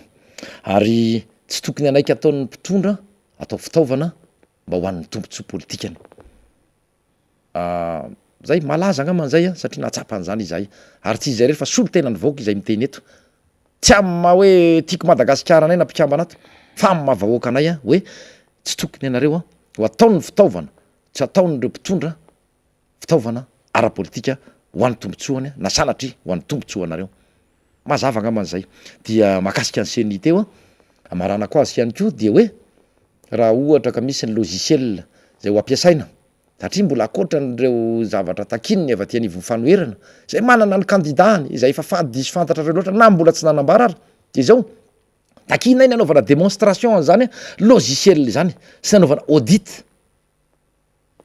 ny ao anivony io resaka senisy io liste électorale na hoe alohany anaovana refonty asy démonstration io hoe zao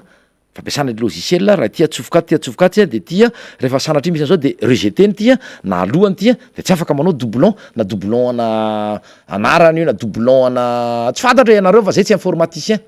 fa zay manana informaticien mahay mikirakirana io amefa solotena any izahay fa takina iko nisy zay démonstration zay alohany anaovana an'zany refonty zany dia atsahatra fitonina ny tadiavin-drehetra ny teny ny filoam-pirenena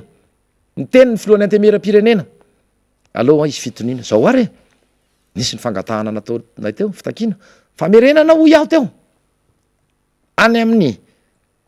canal sat any amin'ny Star Times mialatsiny fa lasa oatra manao publicité eto sy any amin'ny parabole raha izay atsahatra ny harcèlement sy ny intimidation atao am'ireo mpanolotsaina na ny olona zay tsy mitovy hevitra aminareo avoaka anareo mangarara mahakasika an'izay satria so ihany isaorana honorable voafidy tany tamin'ny fotsy fa hitarika commission d'enquête parlementaire izy mahakasika ny resaka fampiasana ny vola tam'ireny fanampiana ara-bola azo tamin'ny mpiara-miombonantoka reny satria ozy ny cour des comptes hoe tena be loatra ny manjavozavo ihany ko be de be fa rehefa ohatra nareo ka tena amin'ny fo madio ny fampiresantsika tsy nisy antony nanaovana ian'io fa izao koa tsy mitaky fiaraha-mitantana zay mahandro fifidianana ny asony vahoaka ny tadiavinay tazomy ny toeranareo na toerana ministra na secrétaire général na tale général na prime ministre tazomy ihany ny anareo ifampizarao am'zay olona fa izao fotsiny fomba ahoana ny anatsarana na namaivanana izany fahantram-bahoaka am'zao fotoana hitenenantsika zao mandra-pahatonga ny daty mpifidianana am'y 3 sy 2 ka dia zay mbola kopakopa-tanana atao am'ireo namana zay mbola enjehana fa tsy tonga tany noho ny fanjakana ny tory fanaovana tsinitsininy zany ohatra ratsy amen'ny fanjakana mpitory adalainareo le olona intimidenareo le olona harcelenareo le olona de avy eo ahemotra indray le izy ajourné satria inona ny antony satria tsy tonga le mpitory fa nareo ve inony fihinony zay aminareo fihinona le vahoaka aminareo ny olona toritorianareo fahatany fanaovana tsinitsininy zany zavatra zany efa ampiasainareo le fitsarana mpitandro filaminana zany rehetra zany le takina daholo fanjakana tandalana mangarahara fanjakana tsara tantana sy ny sisa de aleo iteny fa zay le démocratie ary lalana mitondra atsika makany amin'ny fampandrosanka dia zay no namaranako ny anjara fitenenana namana faniriny androany mbola amonjy ny conférence des présidents eny amin'ny antemera-pirenena mahakasika anresaka ordre du jour am'ty herinandro mety ray na roa dia mametraka ny mandra-piona mandra-piresaka mandra-pitafa ary mampahery atsika rehetra voaka malagasy fa mafy so zavatra iainantsika zao nefa manana fanantenantsika fa tsy ho mandrak'izay na tsy hoela dia ivoaka am'tindelitsika fa ataony fividianana mangarary ekeny rehetra dia mandraisa anjara jereny anarana takio satria zoanao adidinao zany mifidy zany rehefa tonga ny fotoana tokony hifidianana dia velo eno de efa fantatra moa na tsy ambara ry namana faniry na mbola tsy nilaza ny rotsaka ry sy fa fantatsika fa candidat naturel voajanary président Ravalomanana vadiny neny lalao Ravalomanana zay maly raha tsy diso any nankalaza ny tsingery taona velona tompoko mirary sondrindra eny ary amin'ny manaraka indray eny ary de misaotra ny député fetra itsika sady filohan'ny volona parlementaire tiako Madagasikara niaraka tamintsika teo tamin'izay fanazavana tena important be zay a miandry zany tsika ny didim-panjakana ho avoaka ny fitondram-panjakana mikasika an'io refond teo fa mbola andrasantsika tsy memotro io fifidianana io fa tsy maintsy amboary ny ACC sy ny senisy ny loi électoral manodidina zany rehetrarehetra zany nefa zany a esantsika mafy zany mba azotsika zavatra tena mirindra fa tsy anao ny toetra zay fa mahazatra azy ny rehetra ka tanana zatra tsotra hono tsy afaka mivokona sa ohatrohatran'izay le izy tena ahitsitsika daholo mihitsy le fomba fiasa rehetrarehetra fa manimba zavatra be le izy a de efa mirehaka sady ny sasy vitanay io zao ny azonay anio 53% sy ny sisa fa efa fantatra daholo inona ny tiana tongavana ao anatin'izany raha hafahafa zany de io zany mampamailo atsika menakavy ary io ny tokony tonga atsika mila mifanetana eny anivon'ny fiarahamonina misy atsika indrindra tsy mety tsony le miteny an'le hoe zay ranga tsy mirarava tsy efa tsy lantsony io fa efa tsy isianina tsony fa efa leo an'io vahoaka tsy maintsy mandray anjara tsika sa zany koa nanimba firenena zany de tsy le mandray anjara anatin'le tena le devoirana citoyen tsy mety zany tsy maintsy mijoro ianao de ny fijoroanao mandeha mijery ny anaranao aloha ao ve ny anaranao ao anaty lisitra ianao fa tena ho sanctionné tsika amin'ny voty ngeza be mihitsy zany fitondram-panjakana zany ary efa tsy andritsika mihitsy ny hoe mikisaka mazava be tsara zany adevitra zany eny ary ity alohan'ny tena maranako azy misy lafin-javatra iray nanahirana kely izy ity zany fiainan'ny vahoaka ny ambany volo any tsika moa efa mahita foana zany amin'ny hoe tsy fandriam-palema na resaka alatra omby von'olona kidnapping zany efa fiainan'ny malagasy fanolanana anaovantsika fandarana manokana mihitsy io fanolanana io tena anaovantsika fandarana fa tena tseketsika tena lasa tena le fanjakana zany teny tsy de misy kidnapping ny kidnapping ankaranany tsisy fa kidnapping malagasy feno am'izao fotoana zao ary fanolanana ity fanjakana ity tena nabetsaka an'izany entiko ny fanolanana zany vokatry ny fahantrana daholo tsy mifahampitehan'ny toe-tsaina zany rehetrarehetra zany tena mba tseketsika zany ary anaovantsika tena fandarana manokana mihitsy ny andavantsika an'izany hitondrantsika fanadiadiana mihitsy n'zany maninona ny tonga am'zany le fiarahamonina malagasy am'izao fotoana zao ary maninona zany mandraka fa zao tsy mahita tompona andraikitra samy joro samy teny tsy miaro ianao ary tena manao mobilisation sensibilisation tsy isiny zany fa tena mijaly le zaza malagasy mijaly le ray aman-dreny hiaran'izany ihany ko fa eo anatrehan'ny lalàna moa zany de maivamaivana ihany ny sazy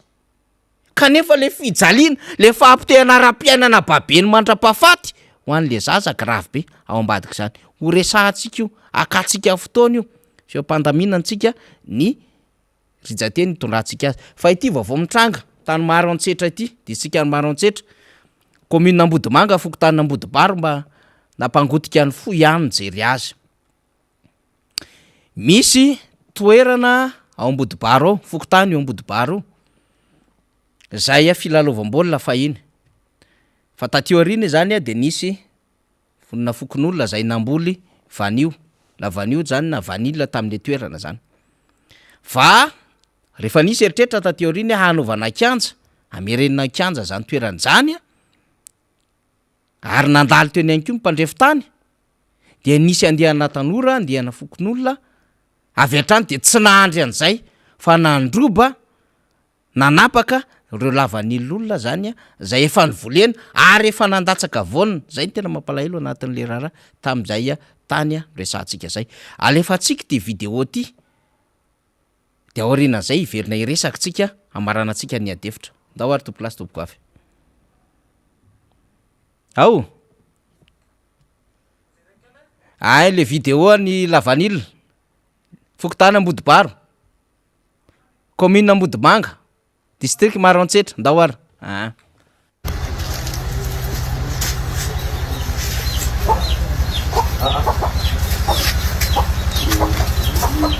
Yo malasanga.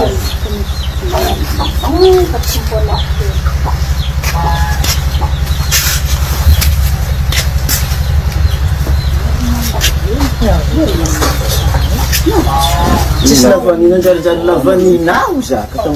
commune Mbodimanga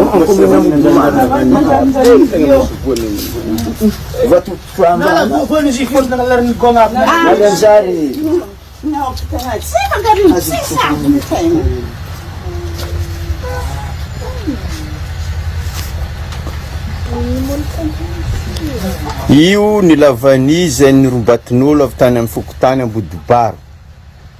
ka hitantsika iara mahita zao ny fahasimbana zay navoy reto mpamboly reto raha izao no mitohy angamba o loza miantony ho an'ny famboleny lavani aty mifaritry Maroantsetra satria lavani fatana lavani tsara izao hitantsika zao nefa izao ny zava-misy lavani fa mamoa no ny etraketraky ny tsy matahitody de zao izy nirobatin-jare zao ka anjarinareo fanjakana zany mijery akaiky ty tsy hoe zava-misy zao ny voany hitantsika zao io ny voany lavani hitanareo tsara zao eto lavani narategny zany hoe atao terrain boly zany ony asa hoana ny hevitranareo amizay fa zay ny zava-misy aty amin'ny commune rurale Mbodimanga district Maroantsetra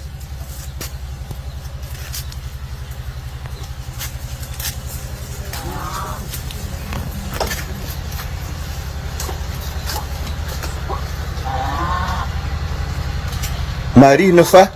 mbola ampatelo ny lavanina ratra ity zay akane sara eto zao fa ny ankamaroany de tsy omblaka avy tany Mbodimanga kana voatery na janogno ana amin'ny toerana zay misy ny fahasimbana ary ny potehiny reo koa zany zay simba kely sisa tamin'ny lavani io tena potiky rava fanagnana mihitsy reto olona reto noho ny ataony reto olona tsy matatody to amin'ny fokotany Ambodibaro commune rurale Mbodimanga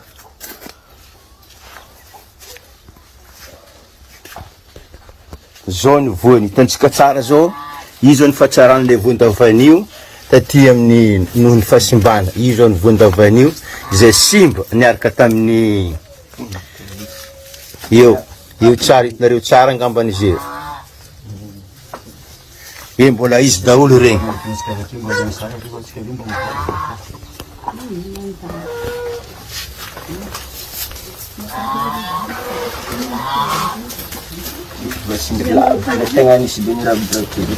io ny tompo hitantsika mitsangana io ny tompony lavani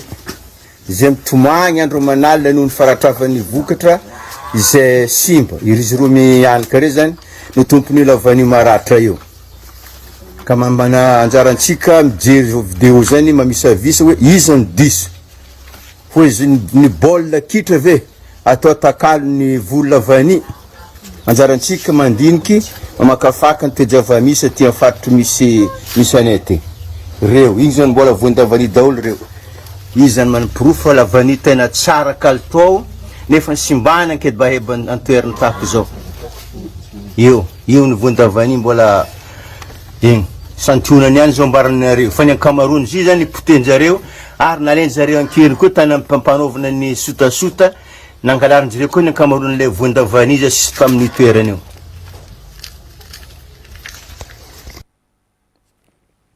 ya iny le sary iny a mampalahelo le lafin-javatra satria fiainan'ny olona any ambany volo any a zany toerana distrika Maroantsetra zany a Mananara Antala Sambava tena mpanao lavani ny olona any ary fiainan'ny olona zany ary volana lavani zany a tena vola be zany vokatry le hoe atao teraina baolina le toerana de sombana le volon'olona lavani efa mamoa tsara efa mandatsaka voniny ary kalitao tsara ny anjatony kilao raha fatatsika zany vaovao zany a lena iny fa rehefa maina iny traitena de mba vola be ihany ny ampidirin'izany eo anatina fianakaviana ary mamboly lavanio zany mandany fotoana mihitsy mamboly lavanio ary izy io tsy manao atao fécondation fa tsy maintsy provokena zay le hoe mamaky fleur amty resaka vany ity betsaka ny dingany ary matory any anaty ala mihitsy anaty vavasa anaty bolongan-tanety ambadika anaty ala andavany any zany reo vahoaka zany satria ndraindray koa misy mangalatra eny apotiny eny lavanila manta rehefa manomboka izy masaka milatsaka iny zany voniny zany de nefa hanaovana terrain-baolina ary tsy voasambany a tsy voasambany nisy trangan-javatra oatra zao tao anatiny ty commune Ambodimanga ty fefa ratsy diso fieritreretintsika de efa tamin'ny heritaona ihany koa efa misy problème ohatra zao hanaovana terrain-na baolina amina fokotany hafa izay saiko izay Nambody Vasevana fokotany hafa mbola miezaka mitadidy azy fa fokotany hafa ity Ambodibaro de resaka terrain-baolina ohatrin'io ihany le izy de soratana sombana ny ratraina amin'ny vanilan'olona zao nefa ho avy ao amin'ny mois de juin zao matetika ny anaovana campagne na lavanilina ary rehefa misy fitakina moa ataovy mirosa lolo le izy io moa ny teknisianina mandinika an'izay hoe orvina ny daty fa de tsy mba niandro ve le vita le campagne raha ohatra ka tena tsy maintsy ny esolona tamin'izany toeran'izany le lavanilona efa tena mahantra sahirina netatsa nefa de mbola mifamotika amin'ny fanimba zavatra oatra zany hoetitsika eto mihitsy ny reny vaovao reny satria misy fiainan'olona any ambany volo marobe ny mijaly za moa efa tsy resaka ntsony hoe iza no monopolise iza milalao ny revy amin'ny teresaka vanily ty manahirana be mbola jerevantsika zay fomba afahantsika amin'ny resaka amin'izay fa fiainan'olona tsotra ohatran'ireny potika ny anazy taona ray nanamboly nampiakatra an'iny ho tonga ngeza be mavety ohatran'iny ary nitady fotoana nitady an'iny fa de misy misotasota engany ka mba ho hitany eo anivon'ny fitandrona filaminana ny gendarmerie zay efa fantatra mandray an-tananany raharaha momba an'izy ity mba tsy ho afa-maindro nanao ratsy mba tena hijery kosa ny lafin'ny fiarahamonina sy ny fiainan'ny olona satria ny mikaroka vola am'izao fotoan'izao sasatra de misy olona miala lalana de manao zavatra de mandratra fananan'olona nefa mba fiainan'ny olona ny resaka lavanilo resaka jirofo akoatriny hoe mamboly vary mba avy ny sango-bary teo a mba miainaina kely zao ndray potehana le fiainan'olona de tsy azo atao ve mba niaritra kely hoe taoriana ny resaka campagne lavany de natao ny adevitra hoe ahoana ary ny anesolona ny reto lavany reto akoatran'izay tsy potika zany mbola mpotehandrareo ndray zay ambony kely tao mampalahelo de treretsintsika am'izany pertana firany de million le tatsah kely any ambany voalohany nefa zany ny fiainany zany ny azy mba tena hoe banque centrale ngeza be vokatra lavany ohatran'izany everitsika fa misy tompona andraikitra ny toerana mba afaka mandinika sy maka fanapahan-kevitra araky ny lalàna amina trangan-javatra ohatrany hoe tsy voasambana ho iaho ny nisy ohatran'izao tao amin'ny commune Ambodimanga tsy voasambana fa fandroan'izay tamin'ny voalohany efa naretsika tamina fokotany hafa zao ndray tsika mbola mare ao anatin'ny commune Ambodimanga io foana distrika Maroantsetra zany Ambodimanga zany amin'iny lalam-pirenena fahadimy iny misy an'izany zay arany am'izay fa ametraka ny veloma mandrapitafa ho an'ny rapitsondray tsika ny fandarina zany malaza aza dinoina raha rivotsika de iarako anatin'ny zany malaza amaky handreto commentaire roa ireto alohan'ny tena nakatonana ny rideau zany a de ovakitsika aloha reto commentaire roa reto i Amisa SVD ny resaka vérité des prix tsy azo ampiarina eto Madagasikara satria ny vidin'ny solika amin'ny baril de vidina eo amin'ny $115 américaine ka 159 litres no ao ny vidin'ny solika atsilary eo ohatra dia €1.41 ny gasoil ka taxe daholo ny 68% ny vidin'io ry zareo manao foto-drafitra asa enjana be fa raha isika gasy no ampiarina an'io de ataon'ny fanjakana inona ny taxe alainy amintsika zareo aza mangalatra ka mbola homena vola be ihany ve tsy ekeny zany tena mahafinaritra be mihitsy nylay fomba fijeriny Amisa SVD zany ao anatin'izay resaka vérité de prix na resaka solika zay ilaitsika zay tena remarque tena tsara be zay Imaga Andriam tena efa mitsipaka ursea fa ho avy ny andro hitsaranandreo tsirairay averiny fa tsy mahatsapa mahita zao zava-mitranga mahazo ny vaoka any Ray Manontolo tototra lainga ny vaoka malagasy araka ny lazain'ny olona teo ambony teo miavombava toetra vazaha taratasy nakabiazan'ny karana ihany no tsinjovony reo olona tsy vakiko itoan'io